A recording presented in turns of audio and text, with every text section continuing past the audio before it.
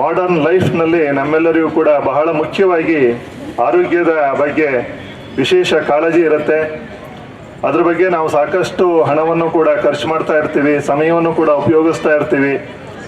ಹಾಗಾಗಿ ಈ ಒಂದು ಕಾಶಿ ವಿಶ್ವನಾಥ ದರ್ಶನ ಮೇಳದಲ್ಲಿ, ಜ್ಞಾನ ವಿಜ್ಞಾನ ಮೇಳದ ದರ್ಶನದಲ್ಲಿ ಇವತ್ತು ವಿಶೇಷವಾದಂತಹ ಕಾರ್ಯಕ್ರಮ ಆಧ್ಯಾತ್ಮ ಮತ್ತು ಆರೋಗ್ಯ ಈ ವಿಷಯವಾಗಿ ನಮ್ಮೆಲ್ಲರಿಗೂ ಕೂಡ ಕೆಲವು ಟಿಪ್ಸನ್ನು ಕೊಡಲಿಕ್ಕೋಸ್ಕರ ಹಿರಿಯ ವೈದ್ಯರಾದಂತಹ ಸೈಕಿಯಾಟ್ರಿಸ್ಟ್ ಆದಂತಹ ಡಾಕ್ಟರ್ ಎಚ್ ಅಭಿಜಿತ್ ರವರು ನಮ್ಮೊಂದಿಗಿದ್ದಾರೆ.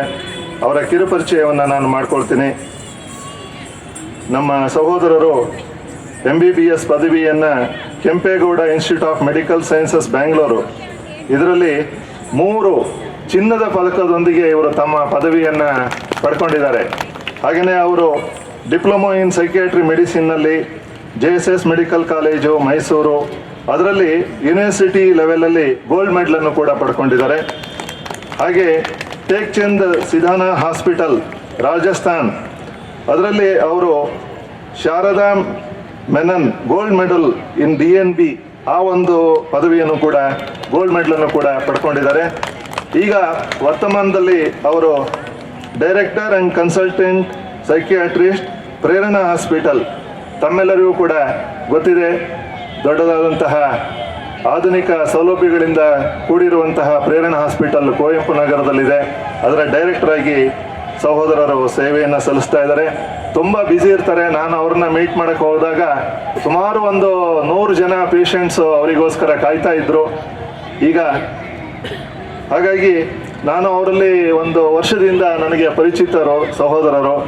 ಹೇಗೆ ಅಂತ ಹೇಳಿದರೆ, ರೇಡಿಯೋದಲ್ಲಿ ನೀವು ಕೂಡ ಅನೇಕರು ಕೇಳಿರ್ಬೋದು, ರೇಡಿಯೋದಲ್ಲಿ ಅವರು ಇಂಟರ್ವ್ಯೂ ಕೊಡ್ತಾ ಇರ್ತಾರೆ. ತುಂಬ ಚೆನ್ನಾಗಿ ವರ್ತಮಾನದಲ್ಲಿ ಮಕ್ಕಳಲ್ಲಿ ಯಾವ್ಯಾವ ಥರದ ಮಾನಸಿಕ ಸಮಸ್ಯೆಗಳು ಉದ್ಭವಿಸುತ್ತೆ ಮತ್ತು ಪೋಷಕರು ಅದಕ್ಕೆ ಹೇಗೆ ಸ್ಪಂದಿಸಬೇಕು ಅಂಥೇಳಿ ತುಂಬ ಸುಂದರವಾದಂತಹ ಕನ್ನಡದಲ್ಲೇ ಅವರು ಪ್ರೋಗ್ರಾಮನ್ನು, ರೇಡಿಯೋ ಇಂಟರ್ವ್ಯೂ ಪ್ರೋಗ್ರಾಮನ್ನು ಕೊಡ್ತಾರೆ. ನಾನು ಅವರು ರೇಡಿಯೋ ಪ್ರೋಗ್ರಾಮನ್ನು ಮಧ್ಯೆ ಕೇಳ್ತಾ ಇರ್ತೀನಿ. ತುಂಬ ಚೆನ್ನಾಗಿರುತ್ತೆ, ತಾವು ಕೂಡ ಅದನ್ನು ಕೇಳ್ಬೋದು.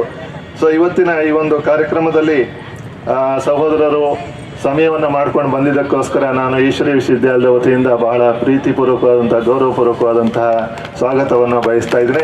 ನಾವೆಲ್ಲರೂ ಪೂರ್ಣ ಲಾಭವನ್ನು ಪಡ್ಕೊಳ್ಳೋಣ. ಸಹೋದರರು ಒಂದು 20 ನಿಮಿಷ 25 ನಿಮಿಷ ಮಾತಾಡ್ತಾರೆ. ಆಮೇಲೆ ಒಂದು 10-15 ನಿಮಿಷ ತಮಗೆ ಏನಾದರೂ ಪ್ರಶ್ನೆಗಳಿದ್ದರೆ ಅದನ್ನು ಕೇಳಿ ಅದಕ್ಕೆ ಸಮಂಜಸವಾದಂತಹ ಉತ್ತರವನ್ನು ಕೂಡ ಸಹೋದರರಿಂದ. ಯಾಕಂದರೆ ಭಾಳ ಚೆನ್ನಾಗಿದೆ ಕಾಶಿ ವಿಶ್ವನಾಥ್ ಮಂದಿರ, ಎಲ್ಲದು ಬೇರೆ ಅಟ್ರಾಕ್ಷನ್ಸ್ ಎಲ್ಲ ಭಾಳ ಚೆನ್ನಾಗಿದೆ. 15 ನಿಮಿಷದಲ್ಲಿ ನಾನು ಮಾತು ಮುಗಿಸ್ತೀನಿ. ಅದಾದಮೇಲೆ ಒಂದು 5 ನಿಮಿಷ ಪ್ರಶ್ನೆಗಳು ಮತ್ತು ಇಂಟ್ರ್ಯಾಕ್ಷನ್ ಇಟ್ಕೊಳ್ಳೋಣ. ಅದಾದಮೇಲೆ ಎಲ್ಲರೂ ಸೇರಿ ಹೋಗಿ ಕಾಶಿ ವಿಶ್ವನಾಥ್ ಮಂದಿರ ಮಿಕ್ಕಿದೆಲ್ಲ ನೋಡ್ಕೊಂಬರೋಣ. ಇವತ್ತು ನನಗೆ ನಮ್ಮ ರಾಮಚಂದ್ರ ಅವರು ಕೊಟ್ಟಿರೋ ಟಾಪಿಕ್ಕು ಆಧ್ಯಾತ್ಮ ಮತ್ತು ಮಾನಸಿಕ ಆರೋಗ್ಯ ಅಂತ, ಅದ್ರ ಬಗ್ಗೆ ಮಾತಾಡೋಕ್ಕೆ ನನಗೆ ಇವತ್ತು ಹೇಳಿದ್ದಾರೆ. ಮೊದಲನೇದಾಗಿ ಈ ಆಧ್ಯಾತ್ಮ ಅಂದರೆ ಏನು, ನಮ್ಮ ಇವತ್ತಿನ ಚರ್ಚೆಯ ವಿಚಾರಕ್ಕೆ ಅನ್ನೋದನ್ನು ಡಿಫೈನ್ ಮಾಡ್ಕೊಂಬಿಡೋಣ. ಇವತ್ತಿನ ಚರ್ಚೆಯ ವಿಚಾರಕ್ಕೆ, ಯಾಕಂದರೆ ಆಧ್ಯಾತ್ಮ ಅನ್ನುವ ಪದದ ಅರ್ಥ ಹುಡುಕೊಂಡು ಹೋದರೆ ವರ್ಷಗಳು ಸಾಲದು. ಈಗ ಎಷ್ಟೋ ಜನ ತಮ್ಮ ಇಡೀ ಜನ್ಮವನ್ನೇ ಈ ಪದದ ಅರ್ಥ ಹುಡುಕೋದ್ರಲ್ಲಿ ಕಳೆದಿದ್ದಾರೆ. ಕೆಲವ್ರಿಗೆ ಸಾಧ್ಯವಾಗಿದೆ, ಕೆಲವ್ರಿಗೆ ಸಾಧ್ಯವಾಗಿಲ್ಲ. ಹಾಗಾಗಿ ಡೆಫಿನೇಷನ್ ಒಂದು ಮಾಡ್ಕೊಂಬಿಡೋಣ. ಸೊ ನಾನು ಆಧ್ಯಾತ್ಮ ಅಂತ ಏನೀಗ ಹೇಳ್ತೀನಿ, ವಾಟ್ ಐ ರೆಫರ್ ಟು, ಅದ್ರದ್ದು ಏನು ಡೆಫಿನೇಷನ್ ಅಂತ. ಸೊ ಸನಾತನ ಧರ್ಮದ ತತ್ವಗಳು ಮತ್ತು ಮೌಲ್ಯಗಳು, ಅದು ಒಂದು. ಎರಡನೇದು ಗುರು ಪರಂಪರೆ ಅಥವಾ ನಿಮ್ಮ ಗುರುಗಳು ಅವರು ಕೊಟ್ಟಂಥ ತತ್ವಗಳು ಅಥವಾ ಮೌಲ್ಯಗಳು. ಈಗ ಉದಾಹರಣೆಗೆ ನಮ್ಮ ಬ್ರಹ್ಮಕುಮಾರಿ ಸಮಾಜದವರಿದ್ದಾರೆ, ಆ ಬ್ರಹ್ಮಕುಮಾರಿ ಪರಂಪರೆಯ ಒಂದು ತತ್ವಗಳು ಮೌಲ್ಯಗಳೇನಿದೆ ಅದು, ಅಥವಾ ಈಗ ಬೇರೆದು ನಮ್ಮ ಇಸ್ಕಾನ್ ಇದೆ ಅಥವಾ ಬೇರೆದಿದೆ. ಸೊ ಅವರು ಕೊಟ್ಟಂಥ ಮೌಲ್ಯಗಳು ಮತ್ತು ತತ್ವಗಳು. ಆ್ಯಂಡ್ ಲಾಸ್ಟಲ್ಲಿ ನೀವು ಯಾವ ಗುರು ಪರಂಪರೆಯೂ ಇಲ್ಲ, ಯಾವ ಧರ್ಮವೂ ಇಲ್ಲ ಅಂತ ಹೇಳಿದ್ರೆ ಯೂನಿವರ್ಸಲ್ ಹ್ಯೂಮನ್ ವ್ಯಾಲ್ಯೂಸ್ ಅಂತ ಹೇಳ್ತೀವಲ್ಲ, ಎಲ್ಲ ಧರ್ಮಗಳು ಗುರು ಪರಂಪರೆಗಳಿಗೂ ಮೀರಿದಂತಹ ಕೆಲವು ತತ್ವಗಳು. ಇದನ್ನು ಸ್ಪಿರಿಚುವಾಲಿಟಿ ಅಂತ ಕನ್ಸಿಡರ್ ಮಾಡೋಣ ಇವತ್ತಿನ ಡಿಸ್ಕಷನ್ ಪರ್ಪಸ್ಗೆ. ಇದಕ್ಕೆ ಅಡಿಷನ್ಸು, ಡಿಲೀಷನ್ಸ್, ಮಾಡಿಫಿಕೇಷನ್ಸ್ ಇರ್ಬೋದು, ಬಟ್ ಇವತ್ತಿನ ಪರ್ಪಸ್ಗೆ ಇದನ್ನು ಕನ್ಸಿಡರ್ ಮಾಡೋಣ. ಜೊತೆಗೆ ಯೋಗ ಮತ್ತು ಧ್ಯಾನವನ್ನು ಕೂಡ ಆಧ್ಯಾತ್ಮ ಅನ್ನೋದಕ್ಕೆ ಸೇರಿಸ್ಕೊಂಬಿಡೋಣ. ಯಾಕಂದರೆ ಟ್ರೀಟ್ಮೆಂಟ್ ಆಸ್ಪೆಕ್ಟಿಗೆ ಬಂದಾಗ ನಾವು ಮೂರನ್ನೂ ಬಳಸ್ತೀವಿ. ಆಧ್ಯಾತ್ಮ, ಯೋಗ ಮತ್ತು ಧ್ಯಾನ ಮೂರನ್ನು ಜೊತೆಗೆ ಬಳಸ್ತೀವಿ. ಅದರಲ್ಲಿ ಡಿಫ್ರೆನ್ಸಿಯೇಷನ್ ಇಲ್ಲ. ಹಾಗಾಗಿ ಈ ಮೂರನ್ನು ಜೊತೆಗೆ ಇಟ್ಕೊಂಡೇ ಮಾತಾಡೋಣ. ಈಗ ಮಾನಸಿಕ ರೋಗಗಳು ಯಾಕಾಗತ್ತೆ ಅನ್ನೋದು ಒಂದು ಪ್ರಶ್ನೆ. ಇದಕ್ಕೆ 3 ಕಾರಣ ಇದೆ. ಮೊದಲನೇದಾಗಿ ಮಾನಸಿಕ ರೋಗಗಳು ಆಗಲಿಕ್ಕೆ ಕಾರಣ ಜೆನೆಟಿಕ್ಸ್. ಮೋಸ್ಟ್ ಇಂಪಾರ್ಟೆಂಟ್ ಕಾಸು ಜೆನೆಟಿಕ್ಸ್. ವಂಶ ಪಾರಂಪರ್ಯವಾಗಿ ರಕ್ತಗತವಾಗಿ ಬರುವ ಒಂದು ಕಾಯಿಲೆ. ಯಾವ ಥರ? 65 to 70% of all psychiatric disorders, 65ರಿಂದ 70 ಭಾಗ ಬರುವ ಎಲ್ಲ ಮಾನಸಿಕ ಮತ್ತು ನರದ ಕಾಯಿಲೆಗಳು ಹೆರಿಡಿಟ್ರಿ, ಜೆನೆಟಿಕ್ಕಾಗಿ ಬರೋದು. ಯಾವ ಥರ ಬರುತ್ತೆ? ನಮ್ಮ ಮೆದುಳಲ್ಲಿ ರಾಸಾಯನಿಕ ಕ್ರಿಯೆಗಳು ನಡೆಯುತ್ತೆ. ಈಗ ಉದಾಹರಣೆಗೆ ಸೆರಿಟೋನಿನ್ ಅಂತ ಹೇಳ್ತೀವಿ, ಅದು ಹ್ಯಾಪಿನೆಸ್, ಖುಷಿಗೆ ಸಂಬಂಧಪಟ್ಟ ಹಾರ್ಮೋನ್. ಅದು ಸೆರಿಟೋನಿನ್ ಚೆನ್ನಾಗಿದ್ದರೆ ನಾವು ಸಂತೋಷವಾಗಿರ್ತೀವಿ, ಆ ಒಂದು ಪ್ರಶಾಂತತೆ ಇರುತ್ತೆ, ಫೀಲಿಂಗ್ ಆಫ್ ವೆಲ್ ಬೀಯಿಂಗ್, ನಾನು ಚೆನ್ನಾಗಿದ್ದೀನಿ, ಆರೋಗ್ಯವಾಗಿದ್ದೀನಿ, ನನ್ನ ಜೀವನ ಚೆನ್ನಾಗಿದೆ ಅನ್ನೋ ಭಾವನೆ ಬರುತ್ತೆ. ಸೆರಿಟೋನಿನ್ ಕಮ್ಮಿ ಆದಾಗ ಖಿನ್ನತೆ ಆಗುತ್ತೆ. ಅದೇ ರೀತಿಯಾಗಿ ನಾರೆಪಿನೆಫ್ರಿನ್ ಅಂತ ಕರಿತೀವಿ, ಅದು it is the hormone of fight R flight. ಈಗ ಒಂದು ಸಡನ್ನಾಗಿ ಇಲ್ಲೊಂದು ಹಾವು ಬಂತು ಅಂದರೆ ಅಯ್ಯಪ್ಪ ಅಂತೀವಿ, ಆವಾಗ ನಮ್ಮ ದೇಹದಲ್ಲಿ ಉತ್ಪತ್ತಿಯಾಗೋ ಹಾರ್ಮೋನು ನಾರೆಪಿನೆಫ್ರಿನ್. ಈ ನಾರೆಪಿನೆಫ್ರಿನ್ ಅತಿ ಆದರೆ ಆತಂಕದ ಕಾಯಿಲೆ, ಗಾಬರಿಯ ಕಾಯಿಲೆ, ಒಂಥರ ಜನರಲೈಸ್ಡ್ ಆಂಗ್ಸೈಟಿ ಡಿಸಾರ್ಡರ್ ಅಂತೀವಿ, ಯಾವಾಗಲೂ ಚಿಂತೆ ಮಾಡೋದು, ಈ ಕಾಯಿಲೆ ಬರುತ್ತೆ. ನೆಕ್ಸ್ಟ್ ಅದೇ ಥರ ಉದಾಹರಣೆ ಡೋಪಮೀನ್. ಈ ಡೋಪಮೀನ್ ಹೆಚ್ಚಾದರೆ ಅನುಮಾನದ ಕಾಯಿಲೆ ಬರುತ್ತೆ, ಸ್ಕಿಜೋಫ್ರೀನಿಯಾ, ಹೆಂಡತಿ ಮೇಲೆ ಅನುಮಾನ ಪಡೋದು, ಯಾರೋ ನನಗೆ ವಿಷ ಹಾಕಿದ್ದಾರೆ ಅನ್ನೋದು, ಮಾಟ ಮಾಡಿಸ್ಬಿಟ್ಟಿದ್ದಾರೆ ಅನ್ನೋದು, ಈ ಥರ ಅನುಮಾನದ ಕಾಯಿಲೆ ಬರುತ್ತೆ. ಇನ್ನು ಸ್ಟ್ರಕ್ಚರಲ್ ಪ್ರಾಬ್ಲಮ್ಸ್ ಕೆಲವು ಹೆರಿಡಿಟ್ರಿ ಆಗಿಬಿಡುತ್ತೆ. ಅಂದರೆ ಈಗ ಹೇಗೆ ಎಲೆಕ್ಟ್ರಿಕಲ್ ಕನೆಕ್ಷನ್ಸ್ ಇರುತ್ತೆ, ಅದೇ ಥರ ಮೆದುಳಲ್ಲಿ ನರದ ಮತ್ತು ನರಗಳ ಮಧ್ಯೆ, ನರ್ವ್ ಸೆಂಟರ್ಸ್ ಮಧ್ಯೆ ಎಲೆಕ್ಟ್ರಿಕಲ್ ಕನೆಕ್ಷನ್ ಇದೆ. ಆ ಎಲೆಕ್ಟ್ರಿಕಲ್ ಕನೆಕ್ಷನ್ಗಳಲ್ಲಿ ವ್ಯತ್ಯಾಸ ಆಗ್ಬಿಡುತ್ತೆ. ಉದಾಹರಣೆ ಗೀಳು ತೊಂದರೆ, OCD, ಅದರಲ್ಲಿ ಈ ಸರ್ಕಿಟ್ ಏನಿದೆ ಹಾಳಾಗ್ಬಿಡುತ್ತೆ, ಆಂಟೀರಿಯರ್ ಸಿಂಗ್ಯುಲೇಟ್ ಸರ್ಕಿಟ್ ಅನ್ನೋದು ಹಾಳಾಗೋಗುತ್ತೆ, ಅದು ಹೆರಿಡಿಟ್ರಿ ಬರುತ್ತೆ. ಅದರಲ್ಲಿ ಅತಿಯಾದ ಕೈ ತೊಳೆಯೋದು, ಬೀಗ ಚೆಕ್ ಮಾಡೋದು, ಹಾಕಿದ್ರು ಪದೇ ಪದೇ ನಾನು ಬೀಗ ಹಾಕಿದ್ದೀನೋ ಇಲ್ವೋ ಅಂತ ಚೆಕ್ ಮಾಡೋದು, ಏನೋ ಕೆಟ್ಟದಾಗೋಗುತ್ತೆ ಅಂತ ವಿನಾಕಾರಣ ಮನಸ್ಸಿಗೆ ಆತಂಕ ಆಗೋದು, ನಿದ್ರಾಹೀನತೆ, ಈ ಲಕ್ಷಣಗಳೆಲ್ಲ ಕಾಣಿಸುತ್ತೆ. ಫಸ್ಟ್ ಕಾರಣ ಹೆರಿಡಿಟ್ರಿ, ಅದು ನಾವೇನು ಮಾಡೋಕ್ಕಲ್ಲ, ದೇವ್ರು ಕೊಟ್ಟಿದ್ದು. ಇನ್ನೆರಡು ಕಾರಣಗಳೇನು ಅಂದರೆ ಒತ್ತಡ. ಎರಡನೇ ಕಾರಣ ಸಾಮಾಜಿಕವಾಗಿ ಅಥವಾ ವ್ಯಕ್ತಿಯ ಒಳಗಿಂದ ಬರುವ ಪರಿಸ್ಥಿತಿಗೆ ಅನುಗುಣವಾದಂತಹ ಒತ್ತಡ. ಇದು ಕೂಡ ಬಹುತೇಕ ನಮ್ಮ ಕೈಯಲ್ಲಿಲ್ಲ. ಈಗ ಉದಾಹರಣೆಗೆ ಆರ್ಥಿಕವಾದ ಒತ್ತಡ ಆಗ್ಬೋದು, ಅಥವಾ ಸಂಸಾರದಲ್ಲಿ ಸಮಸ್ಯೆಗಳಾಗಿ ಒತ್ತಡ ಆಗ್ಬೋದು, ಅಥವಾ ಕೆಲಸದ ಜಾಗದಲ್ಲಿ ಒತ್ತಡ, ಬಾಸ್ ಭಾಳ ಹಿಂಸೆ ಕೊಡ್ತಾರೆ, ಅಥವಾ ನಾವು ಅಂದ್ಕೊಂಡಂಗೆ ಕೆಲಸ ನಡೀತಿಲ್ಲ, ಅಥವಾ ಬಿಸ್ನೆಸ್ ನಡೀತಿಲ್ಲ, ಅಥವಾ ಮತ್ತೊಂದು ಆಗ್ತಿಲ್ಲ ಅನ್ನೋ ಒಂದು ಒತ್ತಡ ಇರ್ಬೋದು, ಅಥವಾ ಮಕ್ಕಳು ಓದಲ್ಲ ಅನ್ನೋ ಒತ್ತಡ ಇರ್ಬೋದು. ಎರಡನೇ ಕಾರಣ ಮಾನಸಿಕ ಕಾಯಿಲೆಗಳು ಬರೋದಕ್ಕೆ ಒತ್ತಡ. ಮೂರನೇ ಕಾರಣ, ಬಹು ಮುಖ್ಯವಾದ ಕಾರಣ, ನಮ್ಮ ಕೈಲಿರುವಂಥ ಕಾರಣ ಇಂಟ್ರಾಪರ್ಸನಲ್ ಆರ್ ಪರ್ಸನಾಲಿಟಿ ರಿಲೇಟೆಡ್, ಅಂದರೆ ಸ್ವಭಾವಕ್ಕೆ ಸಂಬಂಧಪಟ್ಟಂತಹ ಕಾರಣ. ಏನಿದು ಸ್ವಭಾವಕ್ಕೆ ಸಂಬಂಧಪಟ್ಟ ಕಾರಣ ಅಂತಂದರೆ, ಈಗ ಪ್ರತಿಯೊಬ್ಬ ವ್ಯಕ್ತಿಯ ಸ್ವಭಾವ ಬೇರೆ ಥರ ಇರುತ್ತೆ. ಈಗ ಉದಾಹರಣೆಗೆ ಕೆಲವರು ಏನೇ ಒಂದು ಕಷ್ಟ, ಒಂದು ಸನ್ನಿವೇಶ, ಸಂದರ್ಭ ಅಂತ ಬಂದರೂ ಭಾಳ ತಿಳಿಯಾಗಿ ತಗೋತಾರೆ, ಮನಸ್ಸಿಗೆ ಚೆನ್ನಾಗಿ ಅದನ್ನು ಜೀರ್ಣಿಸ್ಕೋತಾರೆ, ಒತ್ತಡ ಅಂತ ತಗೊಳ್ಳಲ್ಲ, ಮುಂದಕ್ಕೆ ಹೋಗ್ತಾರೆ. ಇನ್ನು ಕೆಲವರು ಸ್ವಭಾವದಲ್ಲಿ ವ್ಯತ್ಯಾಸಗಳಿರುತ್ತೆ, ಹಠ ಇರುತ್ತೆ, ಕೋಪ ಇರುತ್ತೆ, ದುಡುಕು ಸ್ವಭಾವ ಇರುತ್ತೆ, ಮತ್ತು ನಾನು ಅನ್ನೋದು ಭಾಳ ಇರುತ್ತೆ. ನನ್ನನ್ನು ಕರೀಲಿಲ್ಲ, ನನ್ನನ್ನು ಕೂರಿಸ್ಲಿಲ್ಲ, ನನಗೆ ಫ್ಲವರ್ ಕೊಡಲಿಲ್ಲ, ನನಗೆ ಪ್ರಾಮುಖ್ಯತೆ ಕೊಡಲಿಲ್ಲ, ನನ್ನನ್ನು ಮಾತಾಡಿಸ್ಲಿಲ್ಲ, ನಾನು ಅಂದು ಏನೇ ಒಂದು ಸಾಮಾಜಿಕವಾದರೂ ಅದನ್ನು ಪರ್ಸ್ನಲೈಸ್ ಮಾಡ್ಕೊಂಡ್ಬಿಡ್ತೀವಿ. ನನಗೆ ಹಿಂಗಾಯ್ತಲ್ಲ, ನನಗೆ ಹಿಂಗೆ ಅಂದುಬಿಟ್ರಲ್ಲ. ಸೊ ಇದು ನಮ್ಮ ಕೈಯಲ್ಲಿರುವಂಥ ಒಂದು ರೀಸನ್, ಅಂದರೆ ಮಾಡಿಫೈಬಲ್ ರಿಸ್ಕ್ ಫ್ಯಾಕ್ಟರ್ ಅಂತ ಕರಿತೀವಿ. ಇವತ್ತೇನು ನಾನು ಆಧ್ಯಾತ್ಮ ಮತ್ತು ಮಾನಸಿಕ ಆರೋಗ್ಯದ ಬಗ್ಗೆ ಮಾತಾಡೋಕ್ಕೆ ಹೋಗ್ತಾ ಇದ್ದೀನಿ, ಅದರಲ್ಲಿ ಈ ಮೂರನೇ ಕಾರಣ ಇದೆಯಲ್ಲ, ಪರ್ಸನಾಲಿಟಿ ರಿಲೇಟೆಡ್ ಫ್ಯಾಕ್ಟರು, ಇದಕ್ಕೆ ಹೆಚ್ಚು ಇಂಪಾರ್ಟೆನ್ಸ್ ಇದೆ. ಯಾಕಂದ್ರೆ ಜೆನೆಟಿಕ್ಸ್ ನಾವೇನೂ ಮಾಡೋಕ್ಕಾಗಲ್ಲ, ದೇವ್ರು ಕೊಟ್ಟಿರೋದು. ಇನ್ನು ಸಾಮಾಜಿಕವಾದ ಅಥವಾ ಬೇರೆ ಒತ್ತಡಗಳು ನಮಗೆ ಬರುತ್ತೆ, ಅದನ್ನು ನಾವು ಏನು ಮಾಡೋಕ್ಕಾಗಲ್ಲ. ಆದರೆ ಮೂರನೇದು ಇದೆಯಲ್ಲ, ಪರ್ಸನಾಲಿಟಿ ಟ್ರೇಟ್ಸ್, ಸ್ವಭಾವ, ಅದನ್ನು ನಾವು ಚೇಂಜ್ ಮಾಡ್ಕೋಬೋದು. ಸೊ ಈ ಮೂರನೇದಕ್ಕೆ ಬರೋಣ. ಈಗ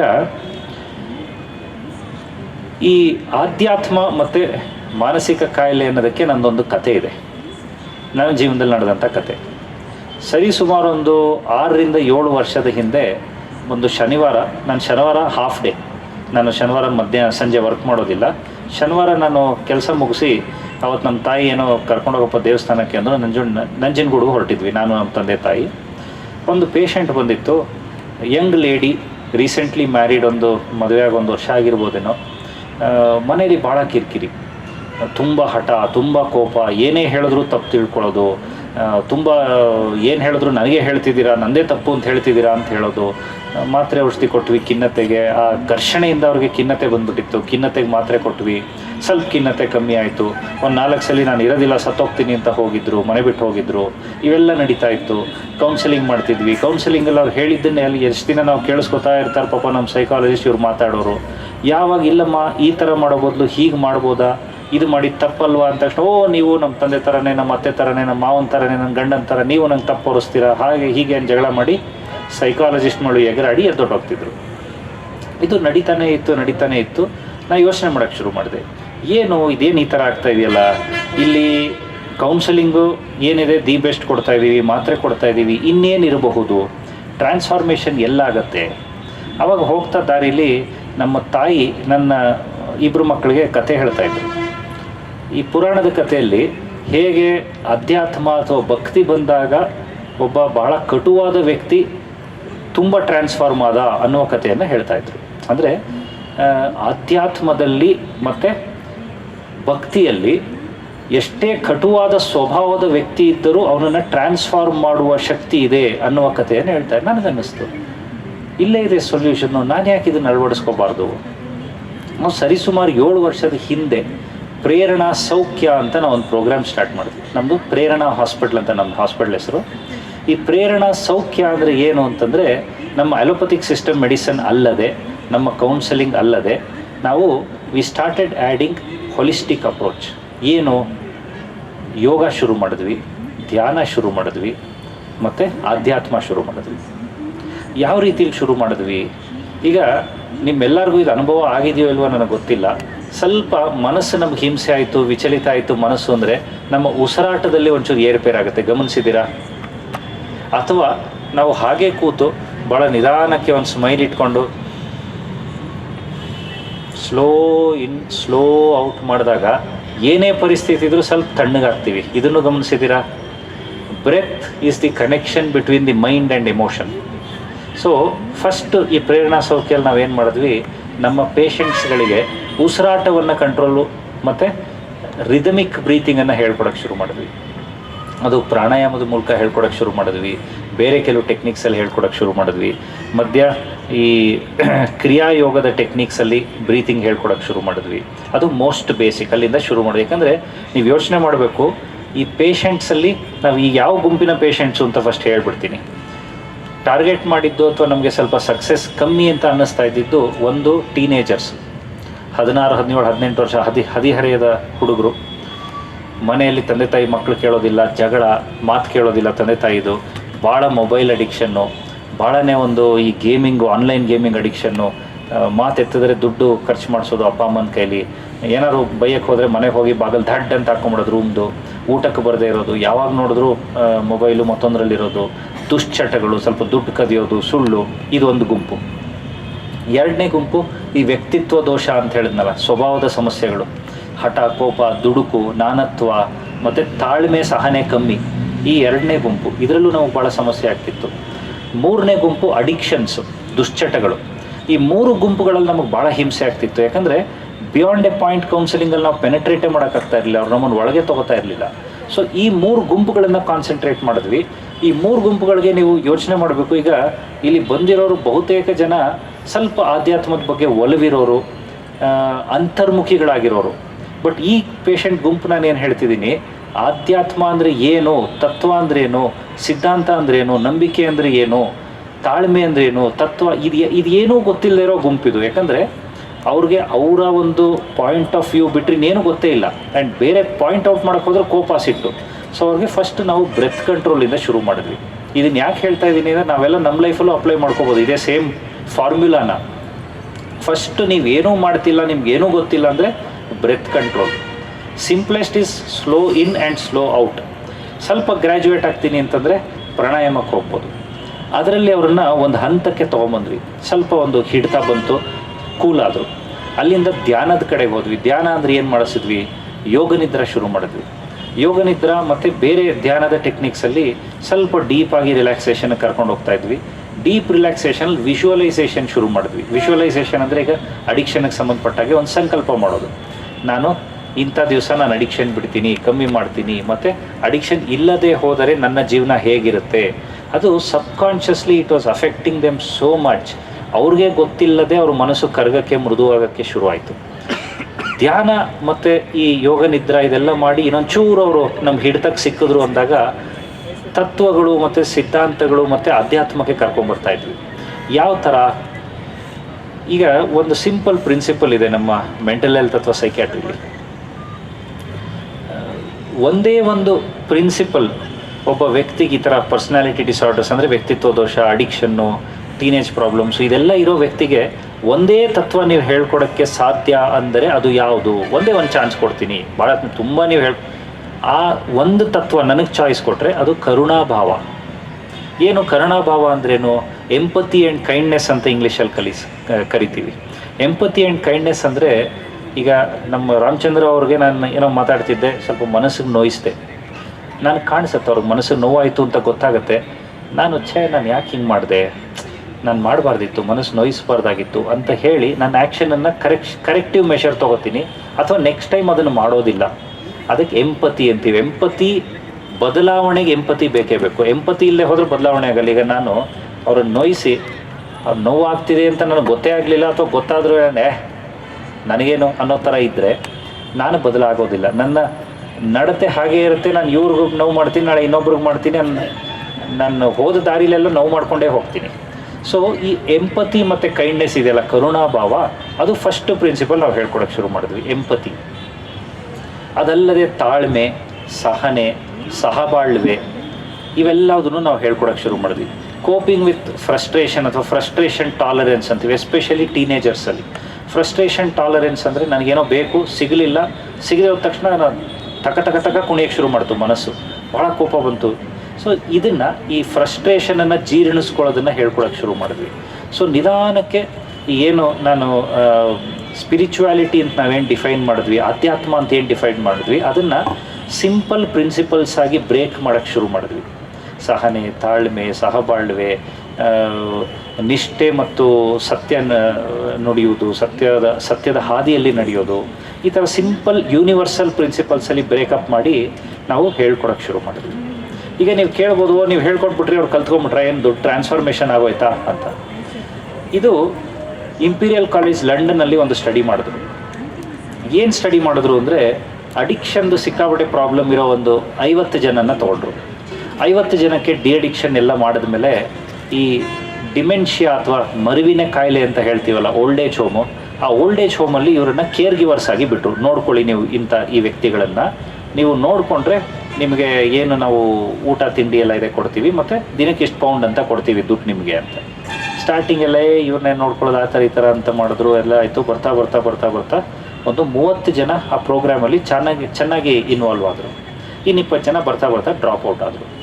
ಈ 30 ಜನ ಯಾರು ಈ ಪೇಷಂಟ್ಸನ್ನು ನೋಡ್ಕೊಳ್ಳುವ ಪ್ರೋಗ್ರಾಮಲ್ಲಿ ಕಂಪ್ಲೀಟ್ ಮಾಡಿದ್ರು, ನೆಕ್ಸ್ಟ್ ಹೋಗಿ ಅವರ ಡಿಅಡಿಕ್ಷನ್ ವಾಸ್ ಎ ಸೂಪರ್ ಸಕ್ಸಸ್. ಮತ್ತು ಅವರು ಅಡಿಕ್ಷನ್ ಕಡೆಗೆ ಹೋಗಲೇ ಇಲ್ಲ. ಸೊ ನೀವು ಕೇಳ್ಬೋದು, ಈಗ ವ್ಯಕ್ತಿಯನ್ನು ನೋಡ್ಕೊಳ್ಳೋದು, ವಯಸ್ಸಾದ ವ್ಯಕ್ತಿಯನ್ನು ನೋಡ್ಕೊಳ್ಳೋಕ್ಕೂ ಈ ವ್ಯಕ್ತಿ ಅಡಿಕ್ಷನ್ ಬಿಡೋಕ್ಕೂ ಸಂಬಂಧ ಏನು? ಅದಕ್ಕೆ ಮನುಷ್ಯನ ಮೆದುಳಲ್ಲಿ ಭಾವನೆಗಳು ಹೆಂಗೆ ಉತ್ಪತ್ತಿ ಆಗುತ್ತೆ ಅಂತ ಫಸ್ಟ್ ಹೇಳ್ತೀನಿ, ಅದಕ್ಕೆ ಇಲ್ಲಿ ಉತ್ತರ ಸಿಗುತ್ತೆ.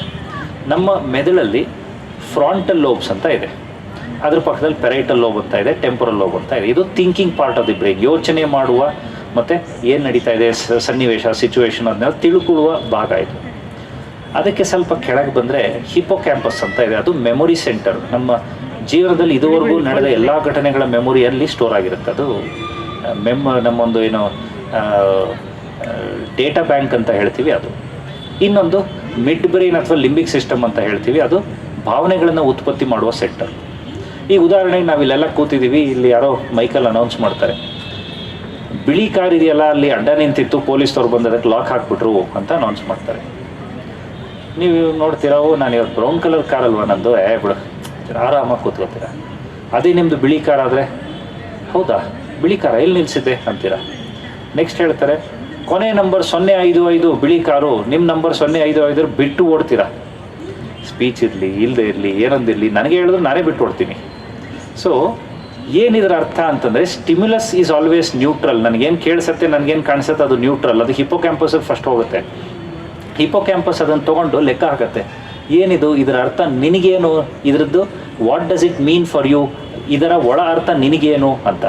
ಅಲ್ಲಿ ಏನಾದ್ರು ಮ್ಯಾಚ್ ಆಯಿತು ಅಂತಂದರೆ ಅದಕ್ಕೆ ಮೀನಿಂಗನ್ನು ಅಟ್ಯಾಚ್ ಮಾಡಿ ಈ ಲಿಂಬಿಕ್ ಸಿಸ್ಟಮಿಗೆ ಕಳಿಸುತ್ತೆ ಫೈಲನ್ನು. ಲಿಂಬಿಕ್ ಸಿಸ್ಟಮು ಹಿಪ್ಪೋ ಕ್ಯಾಂಪಸ್ ಹೇಳಿದ್ದನ್ನು ನೋಡಿಕೊಂಡು, ಓ ಹೌದಾ ಇಷ್ಟೆಲ್ಲ ಅರ್ಥ ಇದೆಯಾ ಈ ಘಟನೆಗೆ ಅಂದ್ಕೊಂಡು ಅದಕ್ಕೆ ತಕ್ಕ ಒಂದು ಎಮೋಷನನ್ನು ಕೊಟ್ಟು ಬ್ರೈನಲ್ಲಿ ಎಲ್ಲ ಕಡೆ ಎಮೋಷನನ್ನು ಫಾರ್ಮ್ ಮಾಡುತ್ತೆ.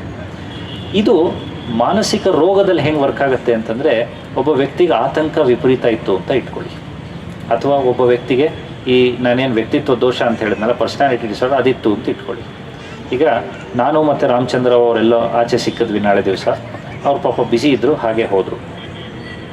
ಅವ್ರು ಹಾಗೆ ಹೋದರು ಅನ್ನೋದು ನನಗೆ ಫ್ರಾಂಟಲ್ ಲೋಬ್ಗೆ ಲೋಡ್ ಆಯಿತು, ಅದು ಹಿಪ್ಪೋ ಕ್ಯಾಂಪಸ್ಗೆ ಹೋಯಿತು. ಹೋದಾಗ ವ್ಯಕ್ತಿತ್ವ ದೋಷ ಇದ್ದರೆ ನನಗೆ ಆ ಹಿಪ್ಪೋ ಕ್ಯಾಂಪಸ್ ಏನು ಮಾಡುತ್ತೆ, ಓ ನೋಡೋರ್ನ ಬೇಕಂತ ನಿನಗೆ ಅವಮಾನ ಮಾಡೋಕ್ಕೆ ಹೋದರು, ಮೊನ್ನೆ ಸೋಮಣ್ಣವರು ಹಾಗೆ ಮಾಡಿದ್ರು, ನೀನು ನೋಡ್ದಂಗೆ ಹೋಗಿದ್ರು, ಮೊನ್ನೆ ಗಂಗಾಧರವ್ರ ಮನೆಗೆ ಊಟಕ್ಕೆ ಹೋದಿಯಲ್ಲ, ಅಲ್ಲಿ ಎಲ್ಲರಿಗೂ ಬಡಿಸಿದ್ರು ಜಾಮೂನ್ 2ನೇ ಸಲ ನಿನಗೆ ಕೇಳಲಿಲ್ಲ, ಎಲ್ಲರೂ ನಿನಗೆ ಅವಮಾನ ಮಾಡ್ತಾರೆ, ನಿನಗೆ ಯಾವಾಗಲೂ ಹೀಗೆ ಮಾಡ್ತಾರೆ, ನಿನಗೆ ತೊಂದರೆ ಮಾಡೋಕ್ಕೆ ಜನ ಇರೋದು. ನನಗಲ್ಲಿ ಉದ್ವೇಗ ಶುರುವಾಯಿತು. ಅದು ಹಿಪ್ಪೋ ಕ್ಯಾಂಪಸ್ ಇಷ್ಟು ಅಟ್ಯಾಚ್ ಮಾಡ್ತು ಫೈಲ್ಸು. ನನಗೆ 11-10ನೇ ವಯಸ್ಸಿಂದ ಆಗಿದ್ದು ಎಲ್ಲ ಅವಮಾನಗಳನ್ನು ಅಟ್ಯಾಚ್ ಮಾಡಿ ಕಳಿಸ್ತು. ಏನೋ ಪಾಪ ಇವರೇನೋ ಬ್ಯುಸಿ ಇದ್ರು ಹೋದರು, ಬಟ್ ಹಿಪ್ಪೋ ಕ್ಯಾಂಪಸ್ ಅದನ್ನೆಲ್ಲ ಲೆಕ್ಕಕ್ಕೆ ತೊಗೊಳ್ಳಲ್ಲ, ಹಾಕಿ ಕಳಿಸುತ್ತೆ. ಅಲ್ಲಿ emotional part of the brain ಬೇರೆ ಏನೂ ನೋಡಲ್ಲ. ಹಿಪ್ಪೋ ಕ್ಯಾಂಪಸ್ ಏನು ಫೈಲಲ್ಲಿ ಬರೆದಿದೆ ಅಷ್ಟೇ ನೋಡೋದು, ಅದು ಅದಕ್ಕೆ ಸಂಬಂಧವೇ ಇಲ್ಲ ಬೇರೆದು. ಓ ಇಷ್ಟೆಲ್ಲ ಇದೆಯಾ ಬಿಡು, ಹಾಗಾದ್ರೆ ಇದು ದೊಡ್ಡ ಘಟನೆ ಅಲ್ಲಿ ಶುರುವಾಯಿತು. ಏನೋ ನೆಕ್ಸ್ಟ್ ಅರ್ಧ ಗಂಟೆ ಕುದಿತಾ ಇದ್ದೀನಿ ನಾನು, ಎಲ್ಲರೂ ನನಗೆ ಅವಮಾನ ಮಾಡ್ತಾರೆ, ಹಾಗೆ ಹೀಗೆ. ನೆಕ್ಸ್ಟ್ ನೀವು ಯಾರು ಸಿಕ್ಕಿದ್ರಿ, ಸಿಕ್ಬಿಟ್ಟು ಹೇಗೆ ಚೆನ್ನಾಗಿದ್ದೀರಾ, ಏನು ಚೆನ್ನಾಗಿರೋದು, ಹೆಂಗ್ರಿ ಚೆನ್ನಾಗಿರೋಕ್ಕೆ ಸಾಧ್ಯ, ಕೂತ್ಕೊಂಡೆ. ನೀವು ಅನ್ಕೋತೀರಿ ಏನು ಅಂತ. ಮತ್ತು ನೀವು ನೆಕ್ಸ್ಟ್ ಟೈಮ್ ಸಿಕ್ಕರೆ ನೀವು ನನ್ನನ್ನು ಮಾತಾಡಿಸಲ್ಲ, ಅದು ಹಿಪ್ಪೋ ಕ್ಯಾಂಪಸಲ್ಲಿ ಸ್ಟೋರ್ ಆಗುತ್ತೆ. ಸೊ ಈ ಥರ ಪ್ರತಿ ಕಾಯಿಲೆಯಲ್ಲೂ ಒಂದೊಂದು ವ್ಯತ್ಯಾಸ ಇರುತ್ತೆ. ಈಗ ಆಂಗ್ಸೈಟಿ ಡಿಸಾರ್ಡರ್, ಗಾಬರಿ ತೊಂದರೆ ಹೇಳಿದ್ನಲ್ಲ, ಈ ಉದಾಹರಣೆಗೆ ನಾನು ಗಾಡಿ ತಂದಿಲ್ಲ, ಇವ್ರು ಹೇಳಿದ್ರು ಪ್ರೋಗ್ರಾಮ್ ಎಲ್ಲ ಆದಮೇಲೆ ನಾನೇ ನಿಮ್ಮನ್ನು ಮನೆಗೆ ಬಿಡ್ತೀನಿ, ನೀವು ನೋಡ್ತಾ ಇರಿ ಅಂತ ಹೇಳಿದ್ರು. ನಾನೇನು ಮಾಡ್ತೀನಿ, ಕೂತ್ಕೋತೀನಿ. 9 ಗಂಟೆ ಆಯಿತು, 9 ಕಾಲ ಆಯಿತು, ಇವ್ರು ಪಾಪ ಬಿಸಿ ಇರ್ತಾರೆ. ಆತಂಕದ ಬ್ರೈನ್ ಏನು ಮಾಡುತ್ತೆ, ಹಿಪ್ಪೋ ಕ್ಯಾಂಪಸ್ ಬರುತ್ತೆ, ನೋಡು ಮೋಸ್ಟ್ಲಿ ಮರ್ತು ಹೊಟ್ಟೋಗಿದ್ದಾರೆ ನಿನ್ನ, ಈಗೇನು ಮಾಡ್ತೀಯಾ, ಇಲ್ಲಿಂದ ನೀನು ನಡ್ಕೊಂಡು ಹೋಗ್ಬೇಕು ಅಂದರೆ ದಾರಿಲೆಲ್ಲ ಕಂದ್ರಿ ನಾಯಿಗಳು ರಾತ್ರಿ ಕಚ್ಚಿಬಿಡುತ್ತೆ, ಯಾರ್ಯಾರು ಕಳ್ಳರು ಬರ್ಬೋದು, ಏನು ಕತೆ. ಆ ಒಂದು ನಿಮಿಷದಲ್ಲಿ ಇವರು ಬಿಟ್ಟು ಹೋಗಿ, ನಾನು ನಡ್ಕೊಂಡೋಗಿ ನನಗೆ ನಾಯಿ ಕಚ್ಚಿ ಕಳ್ಳ ಬಂದು ನನ್ನ ಮೊಬೈಲ್ ಕದ್ದು ಎಲ್ಲ ಆದಷ್ಟು ನೋವು ನಾನು ಅನುಭವಿಸ್ಬಿಡ್ತೀನಿ 1 ನಿಮಿಷದಲ್ಲಿ. That is anxiety disorder. So ಬೇರೆ ಬೇರೆ ಕಾಯಿಲೆಗಳಲ್ಲಿ ಈ ಸರ್ಕಿಟ್ ಇದೆಯಲ್ಲ, thinking part of the brain, memory part of the brain and feeling part of the ಬ್ರೈನಲ್ಲಿ ಈ 3 ಸರ್ಕಿಟ್ಗಳಲ್ಲಿ ಸಮಸ್ಯೆ ಇರುತ್ತೆ. ಸೊ ಈಗ ಆಧ್ಯಾತ್ಮಕ್ಕೆ ವಾಪಸ್ ಬರೋಣ, ಇದಕ್ಕೆ ಏನು ಸಂಬಂಧ ಅಂತ ನಾ ಹೇಳಿದ್ನಲ್ಲ. ಉಸಿರಾಟ, ಬ್ರೀತಿಂಗು, ಧ್ಯಾನ ಮತ್ತು ಕೋರ್ ಪ್ರಿನ್ಸಿಪಲ್ಸು, ಇದನ್ನು ಕಂಟಿನ್ಯೂಸ್ ಆಗಿ ಮಾಡಿದಾಗ, ಈಗ ನಾನು ಹೇಳಿದ್ನಲ್ಲ ಈ ಅಡಿಕ್ಟ್ಸ್ 30 ಜನ ಹೋಗಿದ್ರು, ಅಡಿಕ್ಷನ್ ಇರೋರು ನೋಡಿಕೊಂಡ್ರು ವಯಸ್ಸಾದವ್ರನ್ನ ಅಂತ. ಅವ್ರು ಮಾಡಿದ್ದಕ್ಕೆ ನಾವು ಆಲ್ಟ್ರೂಯಿಸಮ್ ಅಂತ ಕರಿತೀವಿ ಇಂಗ್ಲೀಷಲ್ಲಿ. ಆಲ್ಟ್ರೂಯಿಸಮ್ ಅಂದರೆ ನನ್ನ ನೀಡ್ಸನ್ನು ಬಿಟ್ಟು, ನನ್ನ ಅವಶ್ಯಕತೆಗಳು, ನನ್ನ ನೆಸೆಸಿಟೀಸನ್ನು ಬಿಟ್ಟು ಇನ್ನೊಬ್ಬರಿಗೆ ಪ್ರಾಮುಖ್ಯತೆ ಕೊಟ್ಟು ನೋಡ್ಕೊಳ್ಳೋದು, ಒಬ್ಬರಿಗೆ ಶುಶ್ರೂಷೆ ಮಾಡೋದು. ಆ ಕಾರ್ಯದಲ್ಲಿ ನಮ್ಮ medial part of the temporal lobe ಇದೆಯಲ್ಲ, emotions part of the brain, ಅದು ಭಾಳ ಆ್ಯಕ್ಟಿವ್ ಆಗೋಗುತ್ತೆ. ಎಷ್ಟು ಮಟ್ಟಿಗೆ ಆ್ಯಕ್ಟಿವ್ ಆಗುತ್ತೆ ಅಂದರೆ, ಬೇರೆ ಹಿಪ್ಪೋ ಕ್ಯಾಂಪಸ್ಸು, ಬೇರೆ ಯಾವುದ್ಯಾವುದೋ ತರಲೆ ಪಾರ್ಟ್ ಆಫ್ ದಿ ಬ್ರೈನ್ ಇದೆ, ಅದನ್ನು ಹೊಡೆದು ಮಲಗಿಸುತ್ತೆ. ಅಡಿಕ್ಷನಲ್ಲಿ ಪ್ಲೆಷರ್ ಸೆಂಟರ್ ಅಂತ ಇದೆ, ನ್ಯೂಕ್ಲಿಯಸ್ ಅಕ್ಯುಂಬೆನ್ಸ್ ಅಂತ. ಈ ನ್ಯೂಕ್ಲಿಯಸ್ ಅಕ್ಯುಂಬೆನ್ಸ್ ಏನು ಮಾಡುತ್ತೆ, ನಾನು ಯಾವುದಕ್ಕೆ ಅಡಿಕ್ಟ್ ಆಗಿರ್ತೀನೋ ಅದನ್ನು ಕೆರಿಯುತ್ತೆ ನಮ್ಮ ಫ್ರಂಟಲ್ ಲೋಬ್ಗೆ. ತೊಗೊಳ್ಳೋ ಒಂಚೂರು ಹೋಗಿ, ಫ್ರೀ ಟೈಮ್ ಇದೆಯಲ್ಲ ಹೋಗು, ತಗೋ ಅಂತ ಚುಚ್ತಾ ಇರುತ್ತೆ. ಈ medial part of temporal lobe ಇಂಥ ಸಂದರ್ಭಗಳಲ್ಲಿ ಪ್ರಚೋದಿತವಾದಾಗ ಆ ನ್ಯೂಕ್ಲಿಯಸ್ ಅಕ್ಯುಮೆನ್ಸನ್ನು ಹೊಡೆದು ಮಲಗಿಸುತ್ತೆ. ಅಂದರೆ ಆಧ್ಯಾತ್ಮ, ಧ್ಯಾನ ಮತ್ತು ಉಸಿರಾಟದ ಕಂಟ್ರೋಲ್ ಏನಿದೆ, ಇದರಲ್ಲಿ the way the brain functions, ಮೆದುಳು ಕೆಲಸ ಮಾಡುವ ರೀತಿಯೇ ಬದಲಾಗುತ್ತೆ. ಇದನ್ನು ನಾವು ಫಂಕ್ಷನಲ್ MRIಯಲ್ಲಿ ನೋಡಿದ್ದೀವಿ. ಇದು ನಾನು ಹೇಳ್ತಿರೋದಲ್ಲ, ಅಥವಾ ನೀವು ಕೇಳ್ತಿರೋದಲ್ಲ, ಅಥವಾ ಒಂದು ದಂತಕತೆ ಅಲ್ಲ. ಬ್ರೈನ್ದು ಫಂಕ್ಷನಲ್ MRI ಮಾಡಿದಾಗ ನಾವು ಕಂಡಿರುವಂತಹ ಸತ್ಯ. ಇದರದ್ದು ಪರೋಕ್ಷವಾಗಿ ಬೇರೆ ರೀತಿ ಕಂಡ ಸತ್ಯ ಹೇಗೆ, ಯಾವಾಗ ನಮ್ಮ ಪೇಷಂಟ್ಸಲ್ಲಿ ನಾವು ಇದನ್ನೆಲ್ಲ ಮಾಡಿದ್ದೀವೋ ಅದ್ಭುತವಾದ ರಿಸಲ್ಟ್ಸು. ಮಕ್ಕಳು ಸ್ವಲ್ಪ ಮೃದುವಾಗಿ ತಂದೆ ತಾಯಿ ಮಕ್ಕಳು ಕೇಳೋ ಸಂದರ್ಭ ಬಂದಿದೆ. ವ್ಯಕ್ತಿತ್ವ ದೋಷ ಇರೋರು, ಹೌದು ನಾನು ಅಲ್ಲದೆಯೂ ಪ್ರಪಂಚ ಇದೆ, ಸಹಬಾಳ್ವೆಯೇ ರೀತಿ ಜೀವನಕ್ಕೆ ಅನ್ನೋದನ್ನು ಅರ್ಥ ಮಾಡ್ಕೊಂಡಿದ್ದಾರೆ, ಸ್ವಲ್ಪ ತಾಳ್ಮೆ ಕಲ್ತಿದ್ದಾರೆ, ಎಷ್ಟೋ ಮ್ಯಾರೇಜ್ಗಳು ಸೇವ್ ಆಗಿದೆ. ಅಡಿಕ್ಷನ್ಸಲ್ಲಿ ಬಹುತೇಕ ಜನ ಬಿಟ್ಟಿದ್ದಾರೆ. ಅಂದರೆ ಈ ದುಶ್ಚಟದ ಹೊರಗೆ ಕೂಡ ಜೀವನ ಇದೆ ಅನ್ನೋದು ಅವರ ಮೆದುಳಿಗೆ ಅರ್ಥ ಆಗಿದೆ. ಇದು ಒಂದು. ಎರಡನೇದು, ಈ ಪೇಷಂಟಿಗೆ ಸಂಬಂಧಪಟ್ಟಾಗ ಹಾಗಾದರೆ ನೀವು ಹೇಳ್ಬಿಡ್ತೀರಿ ಅವ್ರು ಕೇಳ್ಬಿಡ್ತಾರಾ ಅಂತ ನೀವು ಪ್ರಶ್ನೆ ಕೇಳ್ಬೋದು. Definitely not. ಇದು 4 ತಿಂಗಳು, 5 ತಿಂಗಳು, 6 ತಿಂಗಳದ್ದು ಪ್ರಾಸೆಸ್ ಇದು. ಈ ಪ್ರಾಸೆಸ್ಸಲ್ಲಿ ಏನಾಗುತ್ತೆ, ಮೊದಲು ನಾ ಹೇಳಿದ್ನಲ್ಲ, ಪ್ರಿಪ್ರೇಷನ್ ಮಾಡ್ಕೋತೀವಿ ಥ್ರೂ ಬ್ರೀತಿಂಗು, ಧ್ಯಾನ, ಅದೆಲ್ಲ ಅದು. ಹಾಗಾದರೆ ಇದನ್ನು ಪ್ರಿವೆಂಟಿವ್ ಕೇರಾಗಿ ಹಾಗಾದ್ರೆ ಯೂಸ್ ಮಾಡ್ಬೋದಾ? ನೀವು ಬರೀ ಪೇಷಂಟ್ ಹೇಳ್ತಾ ಇದ್ದೀರಾ, ನಮ್ಮ ಮನೇಲಿ ಪೇಷಂಟ್ಸ್ ಯಾರೂ ಇಲ್ಲ, ನನಗೆ ಗೊತ್ತಿರೋರು ಪೇಷಂಟ್ಸ್ ಯಾರೂ ಇಲ್ಲ, ಮಾನಸಿಕ ಆರೋಗ್ಯಕ್ಕೆ ಸಂಬಂಧಪಟ್ಟಾಗೆ, ಕಾಯಿಲೆ ಬೇಡ, ಆರೋಗ್ಯಕ್ಕೆ ಸಂಬಂಧಪಟ್ಟಾಗ ನಾವು ಇದನ್ನು ಬಳಸ್ಕೋಬೋದಾ?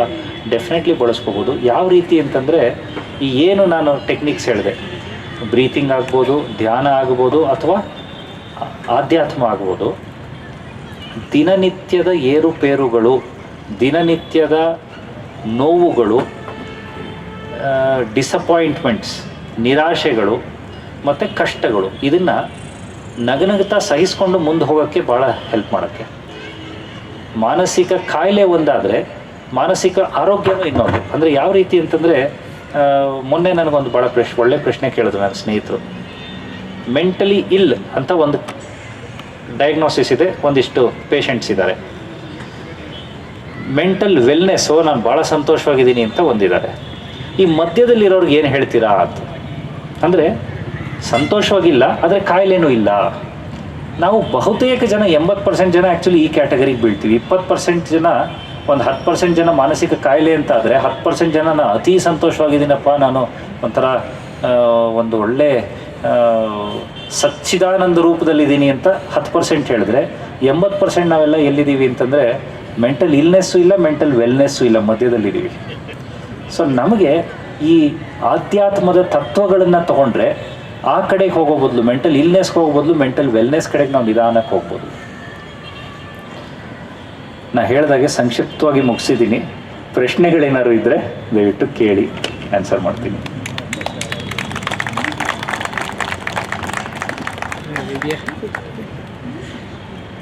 ಸರ್ ಹೇಳಿ ಸರ್, ಪ್ಲೀಸ್.